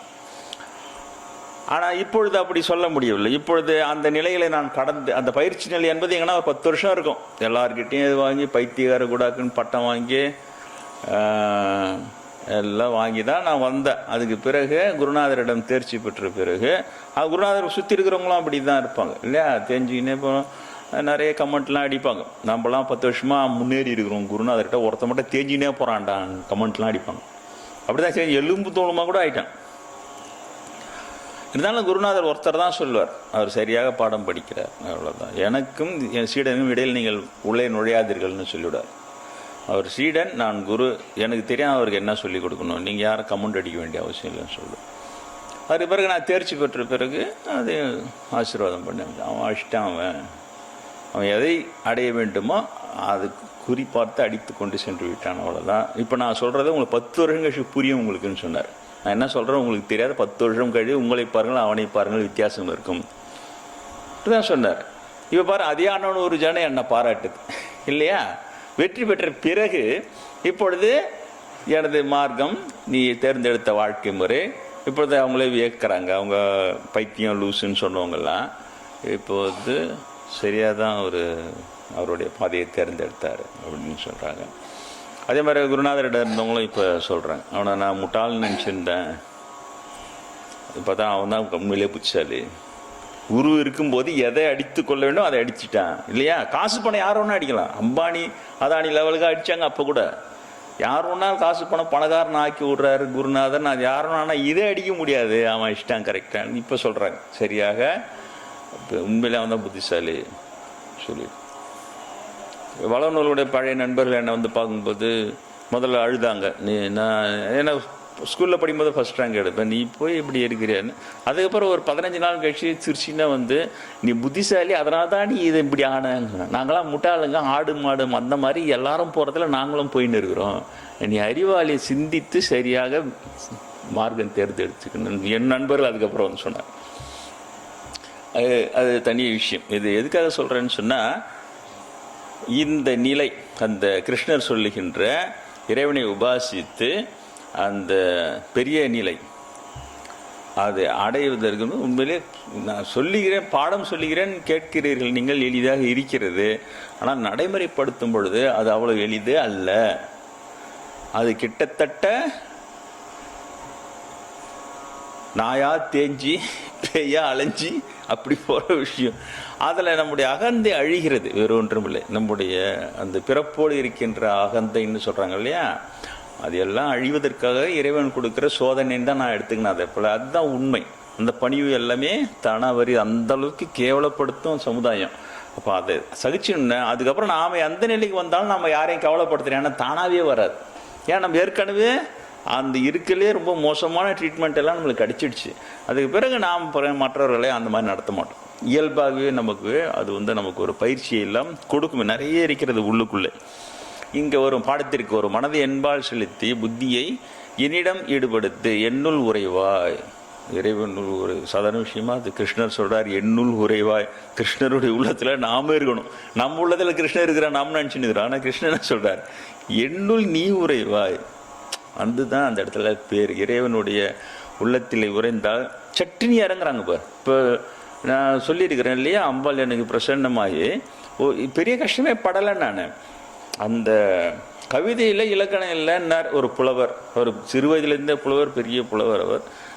கவிதை நல்லா எழுதுகிற, கவிதையில் இலக்கணம் இல்லை அப்படின்னு தான் சொன்னார். அப்போ அதுக்காக நான் பாடுபட்டு கொஞ்சம் இலக்கணம் கற்றுக்கப்போ அப்புறம் சரியாக வரலான்னு கொஞ்சம் நல்லா நம்மளுக்கு வரலையேன்னு நினச்சேன். சட்டுன்னு அம்பாள் இறங்கிட்டேன். பற்றியா அந்த கஷ்டத்தை கூட அவளுக்கு தெரியுது அப்போ இல்லையா? இந்த நம்ம பக்தன் அப்போ அவள் சொல்லி தான் எனக்கு தெரியும், காளிதாசனாக இருந்தா நீ இப்பொழுது நீ எழுதும் கவிதைகளில் இலக்கணம் இருக்கிறதுன்னு சொல்லி அவன் தான் அம்பாள் தான் சொன்னாங்க. சமநிலை என்ற இலக்கணத்தில் இருக்கிறது உனது கவிதை. யாருக்கு தெரியும்? நம்ம யாருன்னா மனிதர்கள் சொல்லி கொடுப்பாங்களா அதை? நம்ம கவிதை எழுதி கொடுத்த போய் அதை பிரித்து படிச்சுட்டு இல்லை இது சமநிலை இலக்கணத்தில் இருக்குது, உன் கவிதை சரியான சொல்கிறதுக்கு ரொம்ப கஷ்டம். அது அம்பாள் உடனே இறங்கி அந்த சின்ன துக்கம் கூட நான் படக்கூடாதுன்னு அதை சொல்லிட்டா. அப்போ தான் சொன்னால் காளிதாசனாக இருந்தால் இப்பொழுது நினைத்தாலும் காவியம் படைப்பாய் அப்படின்னு சொல்லிட்டு நிறைய இன்னைக்கு கூட நேற்று இரவு கூட அம்பாள் வந்து கனவுலெல்லாம் வரும்போது பாட்டு தான் பாடுறாங்க. அவ்வளோ அருமையாக இருக்குது அந்த குரல், இனிமையாக. ஏதோ ஒரு எனக்கு கெடுதி செய்யணும்னு நினைக்கிறாங்க சில பேர், அதனுடைய இதுவெல்லாம் எனக்கு ரியலே ஆச்சு. அப்போ அவங்களே ஏதோ ஒரு சோகமாக ஒரு பாட்டு பாடி பக்தனின் ஒவ்வொரு பக்தனின் வாழ்க்கையும் ஒரு காவியமேன்னு முடியுது. அந்த வரி கடைசியில் ஒரு பக்தனின் வாழ்க்கையும் ஒரு காவியமே. ஏன்னா அவ்வளோ அவமானப்படுத்துறதெல்லாம் அதில் காட்டுறாங்க, என்ன அவமானப்படுத்துறதுக்கு அவங்க திட்டம் போடுறதெல்லாம் இருந்தாலும் அந்த பக்தனின் அதெல்லாம் பின்னால் காவியமாக மாறும். அதனால் அவங்க பாருங்க, அவங்களுக்கு என்ன தலையெழுத்து? அப்போது அம்பாள் உள்ளத்தில் நான் இருக்கிறேன்னு தான் அர்த்தம். கிருஷ்ணன் என்னுள் உறைவா என்றார் இல்லையா? அதே போல் நடராஜாபிஷேகத்தை கெடுத்தாங்க இல்லையா, பிராமணர்களுக்கு எடுத்தாங்க, அது சக்ஸஸ்ஃபுல்லாக வரவு. அப்போ இயேசுக்கு நான் தலையெழுத்து வந்து பிரசன்னமாகி நீ இப்போ செஞ்சுட்டு இருந்தா ஏன்டா இவ்வளோ வசதி போடுறேன்னார். அப்போது கவனிச்சுனே இருக்கிறாங்க, பார்த்துனே இருக்கிறாங்க. தன்னுடைய பக்தர்களுக்கு அவங்களுக்கு எல்லா தகவலும் போய்கினே இருக்கு. அங்கே விழும்போது வந்து டக்குன்னு தூக்கிட்டு போயிடலாம். அது பல முறை சந்தித்தார் இயேசுபிரான். அதுக்கு பிறகு ரொம்ப அதிகமாக சந்திக்கல. அப்பொழுது பல முறை சந்தித்தார். அப்பொழுது சொன்னதை அதில் எழுதி போட்டிருக்காங்க பாருங்க. அப்போ இந்த பிரிவில் சொன்னார், I have never met such a person in my life. இந்த பிரிவில் சொன்னார், இப்படி ஒரு மனிதனே நான் சந்தித்ததே இல்லை என் வாழ்க்கையிலேன்னாரு. எனக்கே புரியல. பெரிய பக்தெல்லாம் இருக்கிறாங்க, ஆனால் அவங்களுடைய கணிப்பில் என்ன வந்து அவ்வளோ ஒரு ப்ரெஷியஸாக சொல்கிறார் இயேசுபிரான் இந்த பிறவிலையும். அந்த செயின்ட் பீட்டர் இருக்கும்போது கற்பாறை போன்ற உறுதியானவன்னு சொன்னார். கற்பாறைன்னு பேர் வச்சதே இயேசு தான். செயின்ட் பீட்டர் கற்பாறைன்னு தான் கூப்பிடுவாராம் அவர். ஏன்னா பக்தியில் பாறை போல உறுதியானவன் என் மீதே நாளையத்தை எழுப்பேன்னு சொன்னார். இந்த பிறவில் எனக்கு அவர் வந்து சந்தித்து இதே போல் I have never met such a person in my லைஃப்னு சொல்லிட்டு போனார். ரொம்ப சந்தோஷமானது எனக்கு. அந்த சர்டிஃபிகேட் தான் ஓடும். இது அழிந்து போகிற மனிதர்கள் அடிக்கிற இந்த சீப்பான கமெண்ட்டு இது நம்மளுக்கு எதுக்கு? ஏன்னா இது ஏதோ ஒரு நாயன்மார் சொற்பொழிவில் வந்து இயேசுபிரானை பற்றி ஏதோ சொன்னேன். அது வந்து இணையதளத்தில் போனால் அதில் ஒருத்தர் வந்து ஏயா மானத்தை வாங்குறீங்க, உங்களுக்கெல்லாம் வேறு சப்ஜெக்டு உங்ககிட்ட வந்து என்னது சரக்கு இல்லைன்னு நினைக்கிறேன். அதாவது தான் அந்த நாயன்மாரை பற்றி பேச இயேசு பற்றி பேசிட்டேன்னா அதில் சரக்கு இல்லைன்னு நினைக்கிறேன், மானத்தை வாங்குறேன் கமெண்ட் அடிக்கிறேன். இந்த கமெண்ட் என்ன செய்யும் இல்லையா? சும்மா இவங்களோட லெவலே தெரியல, தன்னை வசதியாக நினச்சிக்கிறது. இயேசு வந்து கொடுக்குற சர்டிஃபிகேட் எப்படி இல்லையா, இவர்கள் கொடுக்குற விஷயம்லாம் எப்படி? அதில் பக்தர்களுக்கு இதுதான் அவங்க கொடுக்குற தெம்பு. அவர்கள் பணி செய்யணும். பணி செய்யும்போது ரோட்டில் போகிறவங்களாம் கமெண்ட் அடிச்சு அவனை டிஸ்கரேஜ் பண்ணிட்டு போயிடுவான். போனால் அவனை பணி செய்ய முடியாது. அப்போ அம்பாள் எழுந்து கவிதையில் இலக்கண தூக்கி நிறுத்திட்டு காளிதாசன் என்றார். ஒருத்தவங்களும் சிவபெருமானந்த வாசம்பந்தான் கூப்பிட்றாரு. நான் எதுக்கு போகும்போது காலேஜில் படிச்சுன்னு இருக்கும்போது சீர்காழி முதல் நுழையிறேன். பாத யாத்திரையாக தான் போகிறோம், எந்த கோயிலுக்கு போனாலும் வாசம்பந்தான் கூப்பிட்டு தெம்பு கொடுக்குறாரு. இயேசு என்ன இதை பண்ணி நீ தான் செயின்ட் பீட்டர் அது சம்பந்தராக பிறந்தன்றதை காட்டுறாரு. அப்படியே சினிமா மேகமண்டலத்தில் இயேசு கூட எப்படி சுற்றிக்கின்னு இருந்தேன், சீர்காழியில் எப்படி வந்து சம்பந்தரா என்னை அறிக்கை விட்டாங்க எல்லாம் காட்டுறாரு. இதுதானே நமக்கு வேணும், இதுதான் உண்மையான வெற்றி. நீங்கள் சொல்லுங்கள், இது ஒரு மனிதன் இதை தர முடியுமா? மனிதனால் தர முடியும். எவ்வளோ பெரிய மனிதனாக இருந்தாலும் இது இந்த ஒரு எங்கேயோ தொய்வடையும் போது சட்டுன்னு அந்த இடத்துல பிரசன்னமாகி தூக்கி நிறுத்துறதா மனிதனால் முடியாது. அதனால தான் கடவுள் என்பது கடவுள் தான். அதனால் இறை பக்தி என்பது இறை பக்தி தான். மனிதர்கள் தர ஆறுதல்லாம் வேற. நல்ல மனிதர்கள் ஆறுதல் தருவாங்க தான், ஆனால் இறைவன் தருகிற ஆறுதல் தரமாட்டான். அவங்க வந்து சொல்லும்போது நம்முடைய துன்பங்கள் எல்லாம் பீஸாக காணாமலே போயிடுது. துர்கையை சொன்னேன் இல்லையா, இலங்கை பிரச்சனைக்காக துக்கப்பட்டு தூக்கி அடிச்சா இல்லை, மனசு தனியாக வெளியிலே போயிடுச்சு. மனசு தனியாகவே தூக்கி வெளில அடிக்க முடியுன்றது அப்போ தான் எனக்கு தெரிஞ்சுது. 23-24 வயசு தான் எனக்கு. அப்போ எடுத்து வெளில போட்டா காலி ஆயிடுச்சு. திடீர்னு பார்த்தா என்னன்னா அது அவர் ஒரு மகான் கிட்ட போய் கேட்டான். அப்படி சுவாமிகள், சிவபிரகாச சுவாமிகள், அவர் 1 இயர் தான். அவர்கிட்ட போய் கேட்டால் அப்போ தான் சொன்னார், மனம் தனியாக உன் கடவுள்கிட்ட போயிடுச்சு உனக்கு, அதனால் உனக்கு வந்து காலியாகிடுச்சு, இன்பம் துன்பம் தெரியல. அப்புறம் எப்படி சாமி நான் அதுக்கப்புறமா எல்லாம் எனக்கு தெரியுது என்ன, அப்போ நீ அறிவை கொண்டு இயங்குற நீ, அது அப்போ தான் புது பாடம் தெரியுது. மனதை கொண்டு இயங்குறதுன்னு ஒன்று இருக்குது, மனம் இல்லாமல் அறிவை கொண்டு மட்டுமே நம்மளால் இயங்க முடியும்னு தெரியுது. அதுக்கு பிறகு பகவத்கீதை படித்தா அதில் வருது, கிருஷ்ணர் அர்ஜுன ஒரு இடத்துல கேட்குறார், இப்படி ஞானி வந்து உயர்நிலை அடைந்த ஞானி எதை கொண்டு இயங்குறான்னா கிருஷ்ணர் சொல்கிறார், அவன் அறிவை கொண்டு இயங்குகிறான் அவன் சொல்கிறார். எல்லாமே இருக்குது. அது இருக்கிறத இவங்க நடைமுறைப்படுத்தி கொடுக்குறாங்க. பக்தி யோகன்றதுனால சொல்கிறேன், பக்தி செய்வது எந்த காலத்திலையுமே வீணாவாது. பக்தி செய்வதுதான் நல்லது. நீங்கள் நினைக்கிறீங்க உலக பிரச்சனை தீர்றதுக்காக நம்ம பக்தி செய்கிறோம், உலக பிரச்சனை தீர்றதுக்காக பக்தி செய்கிறோம், நம்ம இந்த கஷ்டம் போனால் போதும் நம்ம இது நீங்கள் நினைக்கிறீங்க. அது இல்லை, அது தத்துணுண்டு இறைவனுக்கு, அந்த கஷ்டம் தீர்ந்தது தான். ஆனால் இது இப்படி சொல்லுங்க, இந்த பெரிய பெரிய பிரச்சனை தீரணுமே இல்லையா, இது பெரிய பிரச்சனை, இதெல்லாம் அவங்களுக்கு இறைவனுக்கு அது பெரிய பெரிய பிரச்சனை. ஒரு பக்தன் துக்கப்படுது அவங்களுக்கு பெரிய பிரச்சனை. காசு இல்லைன்னு துக்கப்படல இல்லையா, வேறு விஷயத்துக்கு துக்கப்படல, பதவி இல்லைன்னு துக்கப்படல, வேறு விஷயங்கள் துக்கப்படும் பொழுது அது தேவையற்றதுன்னு வந்து இறங்கி சடல் தூக்கிட்டு போகிறாங்க. அதுதான் சொல்லுவதான். அதனால தான் பக்தி யோகம் பார்க்குறோம். அதுக்கு சொல்ல வரேன், நீங்கள் செய்கிற எந்த பக்தியுமே வீணாகாது. அதுக்கு சொல்கிறேன், எந்த பக்தியுமே வீணாகாது. பக்தி கடவுளை செய்ய நீ உலக விஷயத்துக்காக செஞ்சாலும் கூட சரி, இந்த கஷ்டம் தீரணும், இந்த கஷ்டம் தீரணும் கூட செய்யுங்க, பரவாயில்ல, அதை பற்றி பரவாயில்ல. அது வந்து கணக்கில் சேர்த்துக்கொண்டே ஒரு நானாக பார்த்தீங்கன்னா எங்கோ ஒரு காலத்தில் ஏதோ ஒரு பிரிவில்னு கூட சொல்லலாம். அதனுடைய மொத்த கணக்கில் பார்த்தா நீங்களே நினைத்து பார்க்காத அளவிற்கு அந்த இறைவன் இறங்கி விளையாடி சின்ன அளவில் கூட உங்களுக்கு துன்பம் வராமல் பார்த்து கொள்வார்கள். எனக்கு இந்த தொலைக்காட்சி வாங்கி கொடுத்தாங்க ஒரு வாட்டி, அதில் ஏதோ ஒரு துக்கமான ஒரு காட்சி போச்சு. அதை பார்த்தோன்னே கண்ணில் எனக்கு தண்ணி வந்தது. அன்னைக்கு சாயந்தரம் குருநாதர் வகுப்பில் போய் பார்க்குறேன். அவர் உடனே என்னை பார்த்து சொல்கிறார், தொலைக்காட்சியை பார்த்து துக்கப்பட்டு கண்ணீர் விடும் அளவிற்கு கூட உனக்கு கர்மா இல்லை, நீ என்னடா துக்கப்படுகிறாய், அது அவங்க மற்றவங்க தலையெழுத்தவங்க கர்மா இருக்குது, அவங்க தொலைக்காட்சி பார்த்து அழுகுறான், உனக்கு அந்த அளவு கூட உனக்கு கர்மா கிடையாதுடா, நீ மகிழ்ச்சியாக இருப்பதற்காக வந்தவன்னு சொல்லி மீட்டின்னு வந்துட்டார் ஆளருந்து. அது கூட பார்க்காதேன்னு சொன்னார். தேவையில்லை, அந்த துக்கம் கூட உனக்கு தேவையில்லை, நீ அந்த துன்பம் அனுபவிக்கிற அவசியம் இல்லை உனக்கு, அந்த கர்மா கிடையாது உனக்குன்னு சொன்னார். எப்படி பத்தியா, அவங்க தான் மகான்கள். அந்த ஆன்மீகன்றது பெரிய லாபங்களை கொடுக்குற ஒரு விஷயம். ஆனால் யாருக்குன்னா பக்தர்களுக்கு, அவ்வளோதான். அந்த பக்தி இல்லாத தொட்டு இவங்களுக்கு வெறும் சமயவாதம், வெறும் மதம் சண்டை, என் மதம் உன் மதம், அச்சிகா புச்சிகா நான் வசதி நீ மட்டும் இதுலேயே போகிறாங்க, இப்படியே இருக்கிறாங்க. தயவு செஞ்சு அதுக்கிட்டலாம் போகவே போகாது. அந்த குழுக்களில் சேரவே சேராது, எந்த மதமாக கூட இருக்கட்டும். அதில் விட்டு நேரடியாக சிவபெருமான், நேரடியாக கிருஷ்ணர், நேரடியாக இயேசு, நேரடியாக அல்லான்னு வந்தா, நேரடியாக புத்தன் வந்தா எங்கேயுமே மத சண்டையே இருக்காது இல்லையா. இங்கெல்லாம் வாரிங்க, இப்போ கிறிஸ்மஸ் கூட கொண்டாட போகிற ஸ்டார் கட்டிட்டாங்க, புத்தர் வச்சு பாடம் எடுத்து. எந்த இடத்துல இங்கே சிக்கல் வருது உங்களுக்கு? யாருக்காவது இங்கே எந்த இடத்துல எது வந்து இடிக்குது இங்கே? இல்லை, இதை மண்டபம் கட்டி முடிச்சுட்டா பெரிய பிள்ளையார் போட வைக்கலான்னுங்கிற 10 அடி உயரம் பிள்ளையார, இந்த பக்கம் 10 அடி உயரம் முருகரம் வச்சு அது எப்படி அந்த தியானத்தை சொல்லி கொடுக்கலான்னு இருக்கிறேன். அந்த வழிபாடுகிறது பிள்ளையாருக்கு முன்னால் தோப்புலாம் போட்டு செய்யலான்னுக்கிறேன். எனக்கு அனுகிரகம் செய்த இந்த இடத்துல துர்கையினுடைய ஒரு இது இங்கே வைக்கணும்னு இருக்கிறேன். எல்லாம் அந்த பொருளாதாரம் வர அதை பண்ணி செஞ்சுட்டு கொண்டு போய்கிட்டே இருக்கும். யாரும் எங்கேயுமே கிராஸ் ஆகாது, எங்கேயுமே அதுக்குமே இடைஞ்சலாகவே இருக்காது.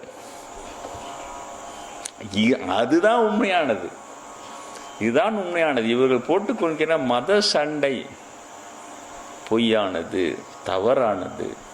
வெறுப்பை அவர்களால் ஜெயிக்க முடியாத தொட்டு அந்த வெறுப்பை ஒரு கும்பல் கூடி கும்பல் வெறுப்பு, அது வேறு ஒன்றும் இல்லை. கும்பலாக தனித்தனியாக ஒருத்தன் வெறுக்கிறது பதிலாக கும்பலாக கூடி வேறு ஒரு கும்பலை வெறுக்கலான்டான்னு இவங்களுக்குள்ளே இருக்கிற மியூச்சுவல் அண்டர்ஸ்டாண்டிங் அது. அதனால் ஒரு கும்பல் ஒரு மத கும்பலாக சேர்ந்து இன்னொரு கும்பல் இன்னொரு மத கும்பலை வெறுக்குது. இந்த வெறுப்பில் இவங்க போட்டு சண்டையில் நம்ம அடியாரெல்லாம் பிடிச்சி இழுத்து விட்டுறேன். நீ நாயன்மாரை பேசுனா அதில் குறுக்களை இயேசு உதாரணம் சொல்லக்கூடாது, அல்லாஹ் சொல்லக்கூடாது. நான் எங்க இவர்களை நாமார்க்கும் குடியொல்லும் மதவாதிகளை அஞ்சோம்னு தான் அப்பசாமி சொல்கிற மாதிரி சொல்லணும். அவன் கிடைச்சிருக்கிற சுதந்திரம் இருக்கிற கருத்தை உண்மையாக இருக்குன்னா உண்மையை எடுத்து சொல்லும்போது மக்களுக்கு அது பிடித்து இருக்க வேண்டும், அவ்வளோ நமக்கு போதும். அப்போ கிருஷ்ணர்கிட்ட வந்துடுவோம் திரும்ப. அதனால் கிருஷ்ணர் சொல்கிறார், மனதை என்பால் செலுத்தி புத்தியை என்னிடம் ஈடுபடுத்து, என்னுள் உறைவாய். சித்தத்தை என்பால் நிலைநிறுத்த முடியாது போனால் பல முறை பழகி முயற்சி செய். அதுதான் விஷயம். அந்த தியானம் வரலன்றாங்க இல்லையா, நாங்கள் பாருங்க வசி வச்சு தான் சாமி செய்கிறோம். வசி இந்த குழம்ப போட்டோம், அது இறக்கி வச்சுட்டு வசி பண்ணியிருக்கலாம். வச்சுட்டு ரோட்டில் போய் விளையாடாதரா, வசி ஜபம். அது நான் பெண்களுக்கு மனம் ஒருமைப்படுத்த ரொம்ப கஷ்டம்தான். நான் சின்ன வயசுலேயே பார்த்துட்டேன். எங்கள் சகோதரியார் கூட என்னடா இனிமேல் ஆன்மீகம்லாம் பேசுகிற சொல்லணும், ஒரு 4 வார்த்தை தான் பேசுவேன் விவேகானந்தரை பற்றி. அதுக்குள்ளே பார்த்தா காணாமல் போட்டுருவாங்க. எங்கள் அண்ணா போய் அவங்க பையன் ரோட்டில் விளையாடிங்குது பையன், அதை போய் கூட்டின்னு வரலாம் போனேன். அப்புறம் எங்கள் விட்டேன். அப்புறம் அங்கேருந்து ஒரு 5 வரி வரதுக்குள்ளே இந்த பக்கம் போய் ஐயோ அப்படியே போட்டு வந்துட்டேன் வீட்டில். இந்த பொண்ணு என்ன பண்ணதே தெரில. அப்புறம் சொல்லுண்ணே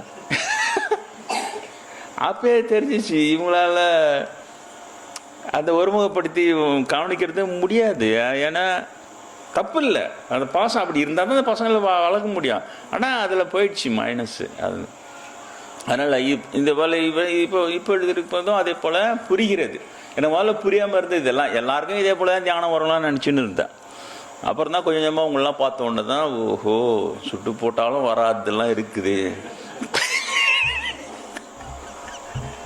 உண்மையில் நான் சின்ன வயசுலேருந்து இப்படியே வரவே எல்லாருக்கும் இதே போல தான் இருக்கணும்னு உண்மையில நான் நினச்சிருந்தேன். ரொம்ப நாள் அப்படி தான் நினச்சிருந்தேன். குருநாதர் சிவிஸ்வான் கட்டுறான்னு சொன்னார். ஈஸ்வர் போன சிவிஸ்வான் கடை வருஷக்கணக்கில் இருந்தேன். அப்புறம் வகுப்பு வந்தோன்னு ஒரு நாள் நினச்சேன், என்ன சாமி இவ்வளோ ஈஸியாக சொல்கிறாரு, சிவிஸ்வான் கடக்கிறதுக்கு ஒரு பெரிய எத்தனை எதை யாருக்கு கொடுத்தாலும் சாப்பிட்டுட்டு சிவிஸ்வான் கட்டுறேன் அவனா எத்தனை கொடுப்பான் இல்லையா. அப்போ நம்ம நண்பர் கமல் கண்ணன் தான், அப்போது அவர் தான் இட்லி வாங்கிட்டு வந்து கொடுப்பாரு, அது வாங்கிட்டு வந்து கொடுப்பாரு. அப்புறம் அவங்கவுங்க ஏன்னா சாம்பார் சாதம் அண்ணனூர்னா ஊரே சொந்தமாக இருக்கும். ஒரு எப்பவுமே ஒரு கிராமம்னா அந்த கிராமமே மொத்தமாக சொந்தக்காரங்களாக தான் இருக்கும். யாருனா ஒருத்தவங்க கவனிச்சுனே தான் இருப்பாங்க. ஏதாவது ஒன்று சாப்பாடு கொடுத்துன்னு அதை கொடுத்துன்னு சாப்பிட்டு நிம்மதியாக உண்மையிலேயே சிவிஸ்வான் கிடப்போம். 4 பூரா கிடப்போம்.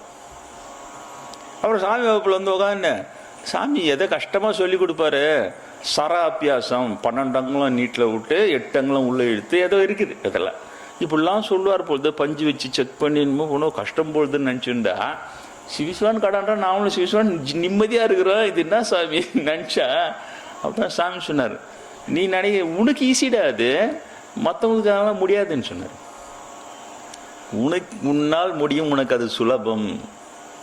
என்னென்னால் நீ பூர்வ புண்ணியம் இருக்கிறது, ஏன் மற்றவங்க யாருனா இருக்க சொல்லினார். அப்புறம் தான் எனக்கு யோசனை ஆமாம் இல்லை இதே மாதிரி மொத்த வகுப்பில் பொதுவாக தான் சொல்கிறாரு.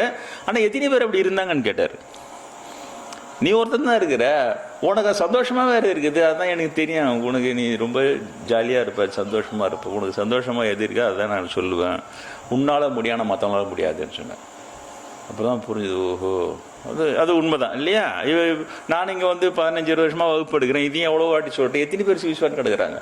கட்சியை திருட்டு சிவிஸ்வான் கிடக்கலாம், நம்மளும் சாமி மாதிரியே முடியாது.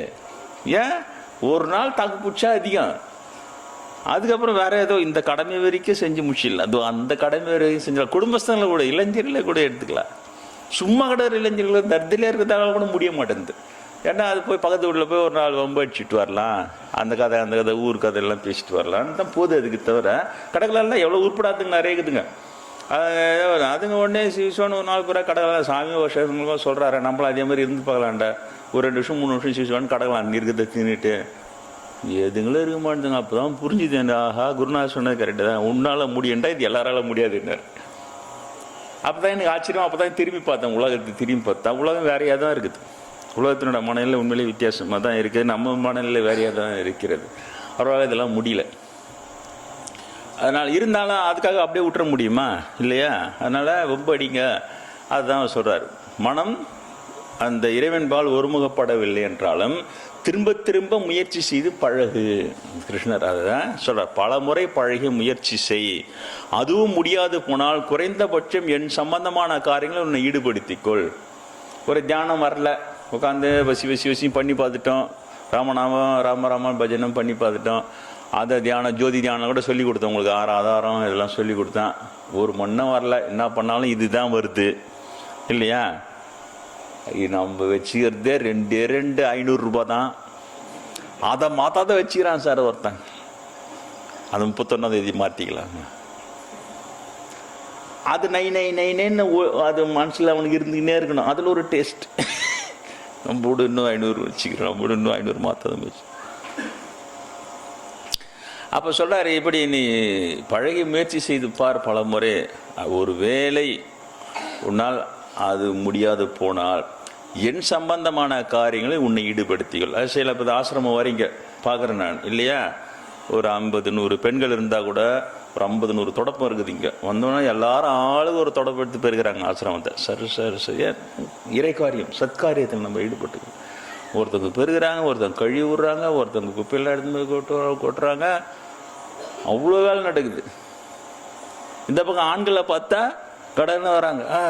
அந்த மேடங்கள் ஒரே புல்லாக இருக்குது. ஒரு பக்கம் புல்லு செதுக்கு, ஒரு பக்கம் அதை ஆசிரமத்தை மம்டியில் அதை சுற்றி இது பண்ணு, எதனா கட்டுவாளிக்கு மண் எடுத்து பண்ணுவோம்னா கிட்ட நான் இது பண்ணுவேன். இது என்னது? இறை காரியத்தில் நம்மை ஈடுபடுத்திக்கொள்ளு. அதுதான் கிருஷ்ணர் சொல்கிறார்.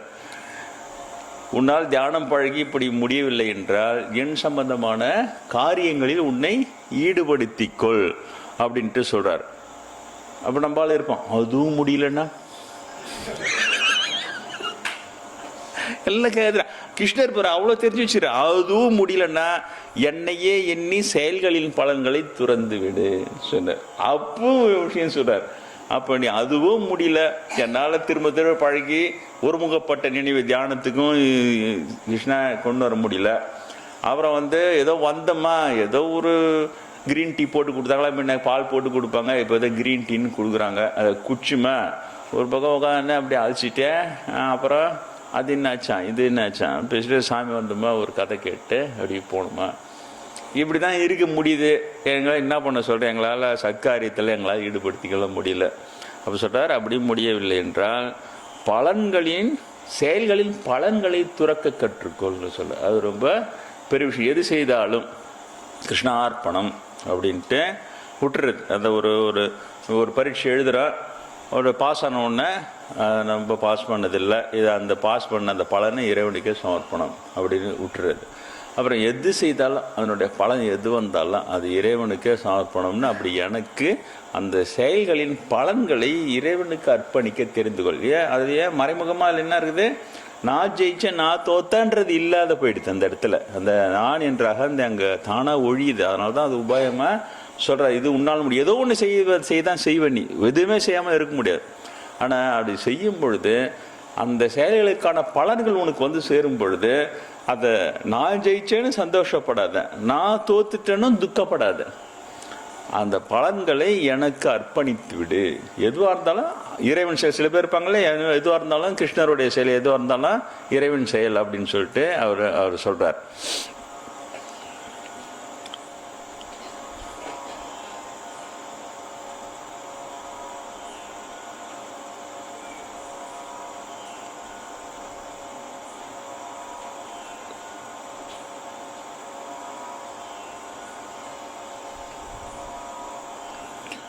அதற்கு பிறகு சொல்றார், பழக பழக ஞானம் சிறக்கும், ஞானம் சிறக்க தியானம் சிறக்கும், தியானம் சிறக்க பலன்களை துறக்கின்ற மேலான நிலை கிட்டும், துறவிலிருந்து சாந்தி கிடைக்கும் அப்படின்ட்டு சொல்றேன். எப்படி பற்றி பார்க்கறதுக்கு அதுவும் முடியலன்னா பலன்களை துறந்துடுன்ற சின்னதாக தெரியுது. ஆனால் அதுதான் கடைசி நிலையே. அதான் பழக பழக ஞானம் சிறக்கும். ஞானம் என்பது பழகினால்தான் அது சிறக்கும் அப்படின்ட்டு சொல்றார். ஞானம் சிறக்க தியானம் சிறக்கும். சரிதா? ஞானம் சிறந்தால்தான் தியானம். நம்ம என்ன நினைக்கிறோம், தியானம் பண்ணுறோம், தியானம் பண்ணிட்டு தியானம் பண்ணிட்டோன்னு இல்லை. ஞானம் சிறந்தால்தான், தியானத்தில் பல நிலைகள் இருக்குது. ஆழ்நிலை தியானம்னே பேர். தாரணை தியானம் சமாதின்னு சொல்லுவாங்க. அந்த தியானம் உங்களை தாரணைக்கு எடுத்துகிட்டு போகணும். அதுக்கு பிறகு தான் தியானம் போய் அதுக்கு பிறகு சமாதி நிலைக்கு எடுத்துகிட்டு போகணும். சமாதி நிலையை செத்து போகிறதுன்னு நினைக்கிறேன். அப்படி இல்லை. இதி நம்முடைய புலன் விஷயங்கள், உலக விஷயங்கள் அது சமாதி அடைஞ்சிடும். சமாதி அடைஞ்சா அப்படியே ஆனவுடனே அந்த உயர்ந்த இறை சமாச்சாரம் வேலை செய்யும். அதுதான் சமாதி நிலை, வேற ஒன்றும் இல்லை. இறை சமாச்சாரம் வேலை செய்யும். அப்போ சில பேருக்கு அந்த உடம்பு அசையாத நிலைக்கே போயிடும். அதை உலுக்கி இழுக்கி திரும்ப செயல்பட வைப்பாங்க, உலகத்துக்கு நன்மை தரும் அப்படின்னு சொல்லிட்டு. அப்படியே விட்டுட்டா அவங்க பண்ண அந்த உடம்பை அப்படியே அசையாமல் நிறுத்திட்டு அது பண்ணு கிளம்பி போயிடும். குருநாதர் இங்கே வந்த பொண்ணு சொன்னார் இல்லையா, தாசரை நீங்கள் அப்படியே விட்டுட்டா அவர் பொண்ணு உட்காந்து தியானம் பண்ணி போயிடுவார் கிளம்பி. அவர் இந்த உலகத்தில் ஆக வேண்டிய எதுவுமே இல்லைன்னு சொன்னார். நீங்கள் அவரை பார்த்துக்கினே இருக்கணும். அவருக்கு இந்த உலக இது நீங்கள் கொடுத்துக்கினே இருந்தால் தான் அவங்களால உலகத்தில் இருக்க முடியும். இங்கே குருநாதர் கொடுத்த சர்டிஃபிகேட். இப்போ என்னை பயிற்சி பண்ணும்போதெல்லாம் அந்த சர்டிஃபிகேட்டே கொடுக்கவே இல்லை. சர்டிஃபிகேட் கொடுத்தா அவன் கெட்டுப்படுவான்னு சொல்லுவார். நிறைய திட்டி தான் வளர்ப்பார். ஆனால் இங்கே சொல்லிட்டு போனார், அவருக்கு இந்த உலகத்தில் ஆக வேண்டியது எதுவுமே இல்லை, நீங்கள் அவரை பார்த்து கொண்டே இருக்கீங்க, இல்லைன்னா அவங்க பாடு உட்காந்து கிளம்பி போயிடுவாங்கன்னு சொன்னார். உலகத்தை தொல்லை கொடுத்தா நம்ம அப்படி தானே தோணுது. இன்னத்துக்கு இவனு கிட்ட போய் போயிடுச்சின்னு இப்போ நிம்மதியாக தியானம் பண்ணி கிளம்பி இறைவன்கிட்ட போய் இறைவன் பார்த்துக்க போகிறான், அப்படி தான் தோணுது அப்பப்போ. அதே போல் அந்த இதி என்றது எல்லாவற்றையும் சமாதியாக ஆக்கிவிடும். அந்த ஞானம் பழகதான் ஞானம் சிறக்கும். ஞானம் சிறக்க தியானம் சிறக்கும். தியானம் சிறந்தால்தான் பலன்களை துறக்கின்ற மேலான நிலையே கிட்டும். பிறகு துறவிலிருந்து சாந்தி கிடைக்கும். அந்த ஃபைனல் அந்த சாந்தம்ன்றது இருக்கு இல்லையா, அது கிடைக்கணும் சார். வேறு ஒன்றும் நீங்கள் கேட்கலாம், சாமி என்னத்துக்கு சாமி, எங்களுக்கு 500 ரூபாய் கொடுத்தா 1000 ரூபாய் கிடைக்கும், 1000 ரூபாய் நோட்டு போட்டால் 2000 ரூபாய் கிடைக்கும்லாம் இருக்கும்போது அதை வாங்கி நாங்கள் நல்லா சந்தோஷமாக இருந்துட்டு போகிறத விட்டுட்டு இதையெல்லாம் நாங்கள் ஏன் செய்யணும் நீங்கள் கேட்கலாம். இப்போ நாங்கள் சந்தோஷமாக தான் இருக்கிறோம். ஏதோ உங்களுக்கு ஒரு வேலை வெட்டி இருக்குது, ஏதோ ஒரு வருமானம் வருது, அதை வச்சுன்னு நாங்கள் ஏதோ ஒரு கொடுத்தனை பண்ணின்னு குழந்தை கூட்டின்னு எல்லோரும் கொஞ்சம் குழவின்னு ஒரே சந்தோஷமாக இருக்கிறோம். நாங்கள் எங்கள் முகத்தெல்லாம் பாருங்கள், அப்படி ஒரு மகிழ்ச்சி தெரியுது சொல்கிறீங்க நீங்கள். எனக்கு தெரியல பார்த்தா இப்படியே இருந்துட்டு போகலாமே, இல்லை அதுக்காக அனுகிரகம் பண்ணுங்க. நாங்கள் இப்படியே அப்படியே குழந்தை கூட்டி குயோ முறையான ஒரே ஜாலியாக குச்சிக்கின்னு நாங்கள் சந்தோஷமாக இப்படியே இருந்துட்டு போகலாமே, இதெல்லாம் எங்களுக்கு எதுக்கு இல்லையா? ஏதோ வந்தமா உங்கள் கஷ்டத்தை சொன்னோமா நாங்கள், சரி உங்கள் கஷ்டம் நிவர்த்தினி போ, உங்கள் கஷ்டம்லாம் நிறைவே நல்லாயிடும் போன்னு சொல்லி அனுப்புறது விட்டு உட்கார வச்சுன்னு இது மாதிரி கான்சன்ட்ரேட் பண்ணு. அப்படி பண்ண முடியலன்னா என் சம்பந்தமான காரியங்கள் ஈடுபடுத்திக்கொள். அதுவும் முடியலன்னா பலன்களின் செயல்களின் பணங்களை துறக்கவாத கற்றுக்கொள்ளுங்க. இதெல்லாம் என்னத்துக்கு எங்களுக்கு நீங்கள் கேட்கலாம். ஒரே விடை தான், நீங்கள் எவ்வளோ முயற்சி செய்தாலும் உங்களுக்கு இதில் சாந்தம் என்கின்ற அந்த சாந்தி கிடைக்காது. மேன்பர்களே, இந்த முக்கியமான அந்த பகுதியை சொல்ல வரும் பொழுது சரியாக தடங்கள், ஏன்னா அது அவ்வளோ பெரிய விஷயம். நீங்கள் கேட்கலாம், இப்படி உலக விஷயங்களிலே உலக வாழ்க்கையிலேயே நாங்கள் வெற்றிகரமாக வாழ்ந்தால் அது போதுமே, அதுக்கான எல்லா சௌகரியம் இருந்தால் மட்டும் போதுமே, நாங்கள் சந்தோஷமாக வாழ்ந்து விட்டு போய்விடலாமே, எதற்கு நாங்கள் இதையெல்லாம் தெரிந்து கொள்ள வேண்டும்? இப்படி ஞானம் சிறந்து தியானம் சிறந்து பலன்களை துறக்கின்ற நிலை அப்படி நாங்கள் அடைய வேண்டிய விஷயம் என்ன வித்தியாசம்? இந்த வாழ்க்கைக்கும் நீங்கள் சொல்லுகிற இதுக்கும் என்ன வித்தியாசம்? இதை விட அது எந்த விதத்திலே சிறப்பானது என்றால், அந்த நிலையை கிருஷ்ணர் சொல்லி வருகின்ற இந்த நிலைகளெல்லாம் கடந்தால்தான் மேலான சாந்தம் கிடைக்கும், சாந்தி கிடைக்கும். நீங்கள் சாந்தி என்றால் என்ன என்றே தெரியாமல் தான் மக்கள் வாழ்கிறார்கள். அதான் உண்மை.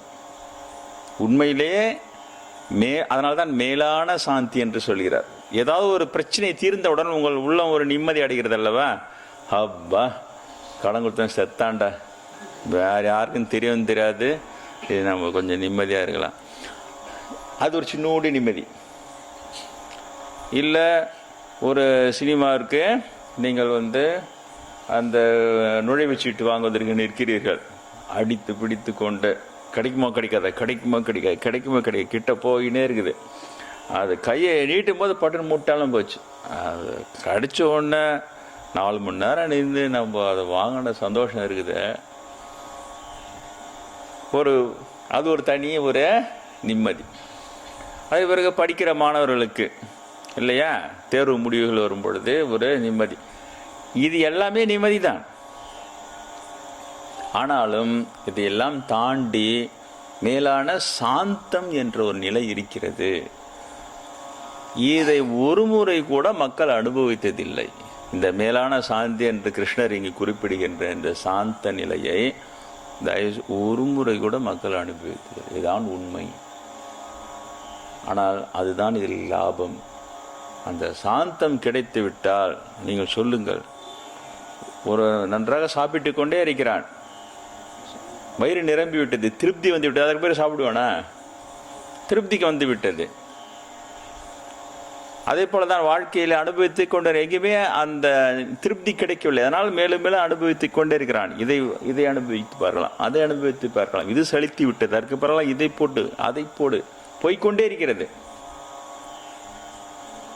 எங்குமே அந்த சாந்தம் என்ற ஒன்று நிலை இருக்கிறது. தயவுசெய்து இங்கு வகுப்பிற்கு வருகிறவர்கள் நினைவில் வைத்துக் கொள்ளுங்கள். ஆன்மீக துறையிலே மிகப்பெரிய லாபம் எது என்று கேட்டால் சாந்த நிலை. சாந்தி எல்லாம் அனுபவித்து முடித்துவிட்ட திருப்தி நிலை என்று ஒன்று இருக்கிறது. பெரிய சாந்தி நிலை அது. புத்தருடைய திருமுகத்தை பாருங்கள். நமக்கு என்ன புத்தர் என்ன வாரி கொடுத்து விடுகிறார். ஆனால் நீங்கள் பார்த்தீங்கன்னா பார்த்து கொண்டே இருக்கலாம், இன்றைக்கெல்லாம் பார்த்து கொண்டே இருக்கலாம் அவருடைய முகத்திலேயே. நம்மிடம் இல்லாத அவரிடம் ஒன்று இருக்குது. அது என்ன? அந்த சாந்தம் அந்த முகத்தில் தெரியுது. நிம்மதி, சாந்தம். அதை பார்த்தா நம்மளுக்கு கொஞ்சம் நிம்மதி வருது. அதான் பார்த்துக்கிட்டே இருக்கிறோம். அப்போ என்ன அர்த்தம்? நம்மக்கிட்ட அந்த நிம்மதி இல்லை, இல்லாத ஒன்று வருது, கொஞ்சோண்டு வருது, தொடுது, நமக்கு அது பிடித்திருக்கிறது. ஆனால் கிருஷ்ணர் சொல்கிற இவைகளெல்லாம் பக்தி செய்து இதையெல்லாம் நாம் அனுசரித்தால் சாந்தி நிலை ஒன்று கிடைக்கும் என்று சொல்லுகிறார். அதுதான் லாபம், வேறொன்றும் இல்லை. தயவுசெய்து நீங்கள் சாந்தி நிலை அடைகிறீர்களோ இல்லையோ பதில் சொல்ல தெரிந்து கொள்ளுங்கள். யாராவது கேட்டால் ஆன்மீகத்தினால் என்ன லாபம்? நாம் உழைச்சோம், நாம் சம்பாரிச்சோம், நம்ம சாப்பிட்டோம், நம்ம சந்தோஷமா இருக்கிறத விட்ட அது என்ன நம்ம ஒரு ஆன்மீகன்ற? ஆன்மீகத்தில் இதுதான் லாபம். நீ உழைச்சி சம்பாரிச்சு சாப்பிட்டு நீ என்ன வாழ்ந்தாலும் சரி, அந்த சாந்தி நிலைன்றதை நீ தொட்டு கூட பார்த்தது கிடையாது. ஆனால் நான் சொல்றது உண்மையான ஆன்மீகவாதிகள் சொல்கிறேன். அந்த ஆன்மீகத்துறையில் எல்லாமே கேட்டு போச்சு இல்லையா? பயிர் இருந்தால் கலை இருக்குது தான் செய்து நம்ம ஒன்றும் செய்ய முடியாது. ஆனால் உண்மையான சாந்தி நிலை எட்டி பிடித்தவர்கள் சொல்லுவார்கள், கிருஷ்ணர் சொல்வது உண்மை. மேலான சாந்தி நிலை என்பது உனக்கு கிடைக்கும். துறவிலிருந்து அந்த சாந்தி நிலை கிடைக்கும். பழக பழக ஞானம் சிறக்கும், ஞானம் சிறக்க தியானம் சிறக்கும், தியானம் சிறந்தால் பலன்களை துறக்கின்ற நிலை வரும். அந்த துறவிலிருந்து மேலான சாந்தி கிடைக்கும். தயவுசெய்து இன்றையிலிருந்து உங்கள் இலக்கை அதை நோக்கி வையுங்கள். மேலான சாந்தி என்று சொன்னாரே கிருஷ்ணர் ஒரு காலத்திலே, அதை இங்கே தாசரும் சொல்லுகிறாரே, இருக்கிறது ஒன்று, இதுவரை எனக்கு கிடைக்காத, உங்களுக்கு நீங்கள் அனுபவித்திராத அந்த அமைதி நிம்மதி என்று ஒன்று தனியாக இருக்கிறது என்று சொல்லுகிறாரே, அதை நான் என் வாழ்நாளிலே ஒரே ஒரு முறையாவது நான் அனுபவிக்க வேண்டும் என்று எண்ணுங்கள். குட்டி கிடக்கிறது கடவுளிடம். எது? இறைவனின் திருவடிவாரத்தில் சாந்தம் என்பது அவ்வளவு இருக்கிறது. கேட்பாரற்று கிடைக்கிறது. அதற்கு ஆள் இல்லை அதை கேட்பதற்கு. அதை நீங்கள் எட்டி பிடித்தால் அதற்கு பிறகு உங்களுக்கே தெரியும். நீங்களே ஓடி ஓடி மக்களே வாருங்கள், ஏன் இப்படி ஒரு நிம்மதியற்ற வாழ்க்கைக்காக இவ்வளோ பாடுபடுகிறீர்களே, உயர்ந்த ஒரு லாபம் சாந்தி நிலை இருக்கிறது, வாருங்கள் என்று கூப்பிடுவீர்கள் இல்லையா? இல்லை என்றால் ஏன் நீ ஒரு சாமியார் மெனக்கெட்டு எல்லாரையும் உட்கார வச்சு நீ இவ்வளோ பெரிய பாட வருஷ கணக்கில் எடுத்துன்னு இருப்பான். அதனால் நீங்கள் நினைவில் வைத்து கொள்ள வேண்டும் என்று நான் விரும்புகிறேன். இந்த இந்த இந்த இலக்கை யார் கேட்டாலும், நீ எதற்காக ஆன்மீகத்தை செல்கிறாய்? எனக்கு கஷ்ட நஷ்டம் தீரணும், வாழ்க்கையில் கஷ்டம் இருக்குது, குடும்பத்தில் கஷ்டம் இருக்குது, என் பசங்க நல்லா இருக்கணும், குழந்தை வீட்டில் நல்லா இருக்கணும், எல்லாம் சொல்லிங்கன்னா வாங்க, தப்பே இல்லை. தீர தான் செய்யணும், பிற எங்கே போவீங்க? சொல்லிக்கொண்டே வந்து கடைசி அங்கே முடிக்கணும். நீங்கள் இதை தாண்டி ஆன்மீகம் எனக்கு இதுவரை நான் அனுபவித்திராத ஒரு சாந்தி நிலை இருக்கிறது, அதை எட்டிப்பிடி எட்டிப்பிடி என்று சொல்லிக்கொண்டே இருக்கிறது, சொல்லி கொடுத்து கொண்டே இருக்கிறது. அந்த இலக்கை நான் எட்டி பிடித்தால் நான் பெரிய அளவிலே வெற்றி பெற்றவனாகி விடுவேன், அதற்காகவும் செல்லுகிறேன் என்று சொல்லுங்கள். அதற்காக தான் நான் இவ்வளோ பாடுபட்டு இதை உங்களுக்கு சொல்லிக் கொடுக்குறேன், வேறு எதுவுமே இல்லை. பிறகு சொல்லுகிறார், பகையின்றி எவ்வுயிரையும் நேசிப்பான். அந்த சாந்தம் கிடைத்தால்தான் பகையின்றி எவ்வுயிரையும் நேசிக்க முடியும். யான் எனது என்பது அற்று இன்பத் துன்பங்கள் பாதிக்காத நிலையில் பொறுமையுடையவனாயும் எப்பொழுதும் களிப்புடையவனாயும் தன்னை வென்றவனாய் நிச்சய புத்தியுடன் என்னிடம் தன் மனதையும் புத்தியும் செலுத்தியவனாய் இருப்பான். அத்தொண்டனே எனக்கு இனியவன் சொல்லிட்டார். யார் எனக்கு பெரிய பெரிய பால அபிஷேகம் தேன அபிஷேகம் குடமா நெய்யெல்லாம் ஊத்துறான்னு சொல்லவே இல்லை. இதை எட்டி பிடித்தவன், சாந்த நிலையை எட்டி பிடித்தவன் பகையின்றிய உயிரையும் நேசிப்பான். எவ்வளவு பகைவனை கூட அவன் அன்பாக பார்ப்பான்.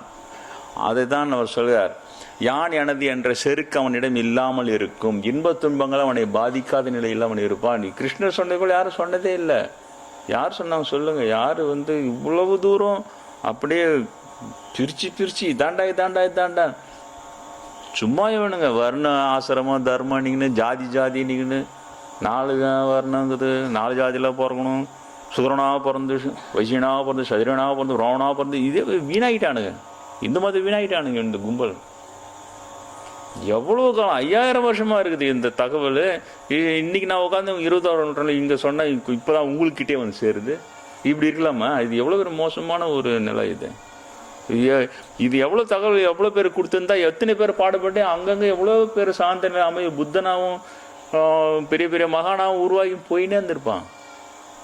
ரொம்ப மோசம் பண்ணிட்டானே இவனுங்க. சுயநலத்துக்காக அந்த ஜாதி லாபத்துக்காக ஜனங்களை இவர்கள் இந்த தகவலெல்லாம் அவங்களுக்கு சேரவே இல்லை. இன்றைக்கி இந்த மதம்னா தோஷம் போக பரிகாரம் பரிகாரஸ்தெல்லாம் இந்த தியாகம் பண்ணிக்கோ, ஒரு ஆயுஷமம் பண்ணிக்கோ, இப்படியே தான் சொல்கிறேன். ஏன் இதை சொல்ல மாட்டேறேன்? இதை சொல்லணும். கும்பலை கொட்டி குலுக்கு 10,000 பேரை குலுக்கி அதில் 4 பேர் அந்த சாந்த நிலை அடையட்டுமே. தகவல் கொடுக்கணும் இல்லையா? அதில் தயவு செய்து அந்த பிரச்சாரம்லாம் தூக்கி போடுங்க. அந்த ஜாதி பிரச்சாரம் தூக்கி போடுங்க. அது சடங்கு சம்பிரதாய பிரச்சாரம் சனாதன தர்மம்னு சொல்லிட்டு சும்மா ஜாதி தர்மம்னு சொல்லி வீணாக்கிட்டானு. அதை தூக்கி போடுங்க. இதுக்கு வாருங்கள். இது வந்தால் இந்து மதத்து மேன்மை நமக்கே பிரமிப்பாக இருக்கும். யாரை நீ மதத்தை விட்டு போவதரா, நீ என்ன சொல்றது போவாதரான்னு அவன் போக மாட்டான். எனக்கு புத்தர் உபதேசம் பண்ணானா புத்த மதத்தை ஆவிட்டேன்னா, ஏசுபிரான் நீ தான் சென்ட் பீட்டர் தான் நம்ம நீ கிருஷ்ணாண்டியை பரப்புறது. நான் இப்போ இந்து மதத்தை விட்டு கிருஷ்ணாண்டிக்கு போயிட்டேன்னா, இவ்வளோ பெரிய சென்ட் பீட்டரா நானே கிருஷ்ணாண்டிக்கு போகலாம் என்ன செய்யறது? நான் தான் ஏன் நிற்கணும் இந்து மதத்திலேயே இருக்கிறது. இதில் பொக்கிஷம் அதை அவனுக்கு உணர வைத்து விட்டு அவனே போக மாட்டான். அதை விட்டுட்டு என்னென்னமோ பண்ணிங்கன்னு சும்மா வேஸ்ட். இல்லை, குறைந்தபட்சம் நீங்கள் இது அறிவுபூர்வமாக உண்மைகளை தெரிந்து கொண்டு வாருங்கள். அதுதான் உண்மையான வெற்றி நமக்கு கொடுக்கும். அவர் சொல்கிறார், புத்தி என்னிடம் மனதையும் செலுத்தியவனாக இருப்பான், நான் தொண்டனே இப்படிப்பட்டவன் எனக்கு இனியவன் சொல்கிறார் அவர் கிருஷ்ண பரமாத்மா. அவர் சொல்கிறார், இப்படிப்பட்ட தொண்டனே எனக்கு பிரியமானவன், அவனை உலகம் வெறுக்காதுன்னு சொல்றார். அவனை உலகம் வெறுக்காது, அவனும் உலகத்தை வெறுக்க மாட்டான். இது பாருங்க, இது எவ்வளவு பெரிய ஸ்டேட்மெண்ட். நம்ம என்ன நினைக்கிறோம், ஒரு துறவின்னா ஒரு உலகத்தை வெறுத்துட்டாருன்னு சொல்றான் இல்லையா? உலகத்தை வெறுத்து துறவி ஆயிட்டாருன்றா. அப்ப துறவி பார்த்தாலும் எரிபுரின்னு இருக்கணும். ஏய் நாய்ங்களா பேய்ங்களா நை எக்கிட்ட வந்துட்டீங்களா எப்ப பார்த்தாலும் அப்படிதான் நம்மளுக்கு தோணுது. துறவினா வெறுத்துணும். இதுனா வாழ்க்கை, சே இது உலகமே மாயை, இதெல்லாம் என்ன 5 எழுத்திலே பிறந்த பஞ்சபூத பாவிகள் ஓடுங்க எல்லாம் சொல்லணும். ஆனால் இந்த சாதனையிலே உலகத்தை வெறுக்க மாட்டான். அதான் சொல்ற, உலகமும் அவனையும் வெறுக்காது. எவ்வளோ நிறைய விஷயம் இது ஒரு வரையும் சொல்றார் கிருஷ்ணர். அது ஒன்றுத்துக்கும் அவ்வளோ பெரிய உண்மை பின்னால் பெரிய பெரிய உண்மையா இருக்குது. அது அந்த நிலையை எட்டி பிடித்து விட்டால் அவனும் உலகை வெறுக்க மாட்டான், உலகமும் அவனை வெறுக்காது. களிப்பு கோபம் பயம் இவற்றால் விளையும் கொதிப்புகளிலிருந்து விடுபட்டிருப்பான், அவனே எனக்கு இனியவன். எப்படி சொல்றார் பார் கிருஷ்ணர். களிப்பு கோபம் வெறுப்பு இவைகளினால் ஏற்படும் பாதிப்புகளில் இருந்து விடுபட்டு இருப்பான், அவனே எனக்கு. இப்ப நீங்க யோசிச்சு பாருங்க, உங்களுடைய நிலையை இப்ப நீங்கள் சோதித்து பார்த்து கொள்ளலாம். நீங்க எல்லாம் தான் விடுபட்டு இருக்கிறீங்களா? சந்தோஷம் உங்களை பாதிக்கவே இல்லையா? திடீர்னு 500 நோட்லாம் செல்லுன்னா எவ்வளவு பேர் குஷியா குதிப்பான். இங்க இருக்க குதிக்க மாட்டான். எல்லாம் அவங்க கிட்ட இருக்கிற 4 நோட்டு எல்லாத்தையும் மாற்றிட்டு இருப்பாங்க. பெரிய பெரிய பணக்காரன் தான் குதிப்பாங்க. அதனால் அதை விட்டுருவோம். வேறு ஏதோ நீங்கள் போட்ட பணம் இனிமேல் எவ்வளோ ஒன்றா பேங்க்லேருந்து எடுத்துக்கலாம். 2000 4000லாம் கிடையாது. நீங்கள் போட்டது 30,000 கூட எடுக்கலாம். ஒரு குஷி இல்லையா வந்துடும்.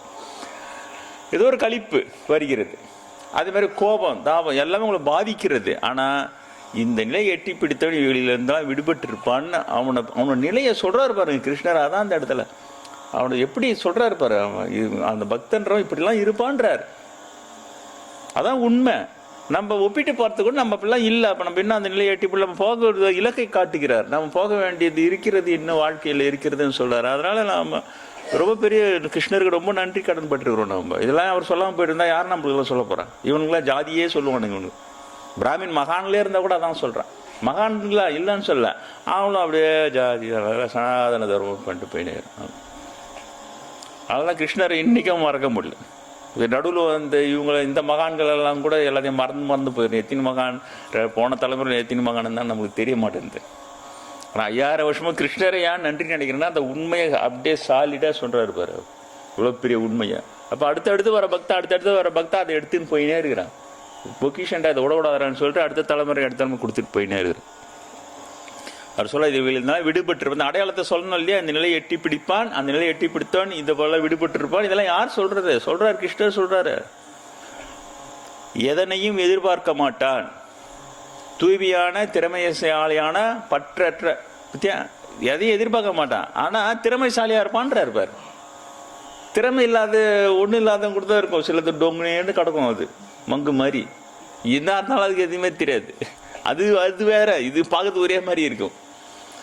இவர் திறமைசாலியாக இருப்பான், பற்றற்றவனாக இருப்பான், கவலையற்றவனாக இருப்பான், அகந்தையற்றவனாக இருப்பான், என்னிடம் பக்தி செய்வான், நன்மை தீமைகளையும் துறந்த அவனே எனக்கு பிரியமானவன். இது ஒரு கவிதை மாதிரி வருது. ஒரு ஒன்றுத்தையும் சொல்லி அவனே எனக்கு பிரியமானவன், அவனே எனக்கு பிரியமானவன் சொல்றார். கவிதை மாதிரி சொல்றாரு. அது மாதிரி எதையும் எதிர்பார்க்க மாட்டான். அவன் வந்து தூய்மையாக திறமைசாலியாக பற்றற்று இருப்பான், அவனே எனக்கு பிரியமானவன் அப்படின்ட்டு சொல்றார். அதில் என்ன சொல்றார்? நண்பன் பகைவன், மானம் அவமானம், குளிர் வெப்பம், இன்பம் துன்பம் இவைகளில் சமமாக இருப்பவனை பற்றி விட்டவன். நீங்க கேட்கலாம், பற்றி விட்டவன் இருப்பான்னு சொல்லிட்டாரு. பற்றி விட்டவன்னா என்ன சாமி? அதுக்கும் சொல்றாரு. அதுவும் சொல்கிறோம். வா, பற்றி விட்டு எனக்கு பற்றி விட்டுச்சா இல்லையான்னு எனக்கு தெரியல சாமி. என் கூட்டுக்காராக பிடிக்கவே மாட்டேங்குது எனக்கு. அப்போ எனக்கு பற்றற்றேனா? நான் அப்படி இல்லை. பற்றற்றவனுக்கு அவர் வந்து இங்கே டெஃபினிஷன் சொல்கிறார், வரையறையை சொல்கிறார். நண்பன் பகைவன், மானம் அவமானம், குளிர் வெப்பம், இன்பம் துன்பம் இவைகளில் சமமாக இருப்பவனே பற்றி விட்டவன். நீங்கள் தெரிந்து கொள்ள வேண்டும். உங்களுக்கு பற்றற்றுதா? எனக்கு பற்றத்து போச்சு இல்லையா? நான் வேலைக்கே போக மாட்டேன், சில பேர் உட்காந்துருப்பான். ஏன்னா எனக்கு பற்றற்று போச்சு அப்படின்னு சொல்லிட்டு. அதில் இல்லை, பற்றற்றவனுடைய நிலை இதே. உங்களையும் நீங்கள் ஒப்பிட்டு பார்த்து கொள்ளலாம். உங்களுக்கு உண்மையிலேயே நண்பன் பகைவன் யாராவது வரும்போது அப்படியே நண்பன் வந்துக்கிறான்டான்னு சொல்லிட்டு உங்களுக்கு ஒரு சந்தோஷம் வராமல் இருக்குதா? இல்லை பகைவன் அவனை பார்த்தாலே வெட்டி போட்டுலாமான்னு இருக்குது. இதெல்லாம் இல்லாமல் இருக்கணும். இருந்தால் தான் உங்களுக்கு பற்றற்ற நிலை. அதே மாதிரி மானவமானம், யாருன்னா நம்மளை தூக்கி வச்சு நீயே தான் சாமி, நீயே தான் கடவுள், நீயே தான் கண்ண பரமாத்மானு எனக்கு ஒரே குஷியாக போடும். நம்ம தான் கண்ண பரமாத்மா போகுது. ஒரு இரும்புல ஒரு சக்கரை செஞ்சு இந்த பக்கம் வெயிட. அப்புறம் வேற என்ன வந்த நீலாம் ஒரு சாமி வேறையா? ஐயோ என்ன போய் ஒரு சாமி வேறாயான்ட்டான். இதுக்கும் அதுக்கும் இது ஒன்றுமே இல்லையே இது.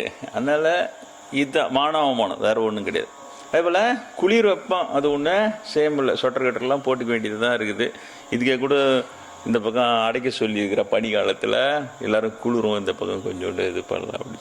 குளிர் வெப்பம் இன்பம் துன்பங்களில் சமமாக இருப்பான். உங்களுக்கு அடையாளத்துக்காக சொல்கிறார், அவன் சமமாக இருப்பான்.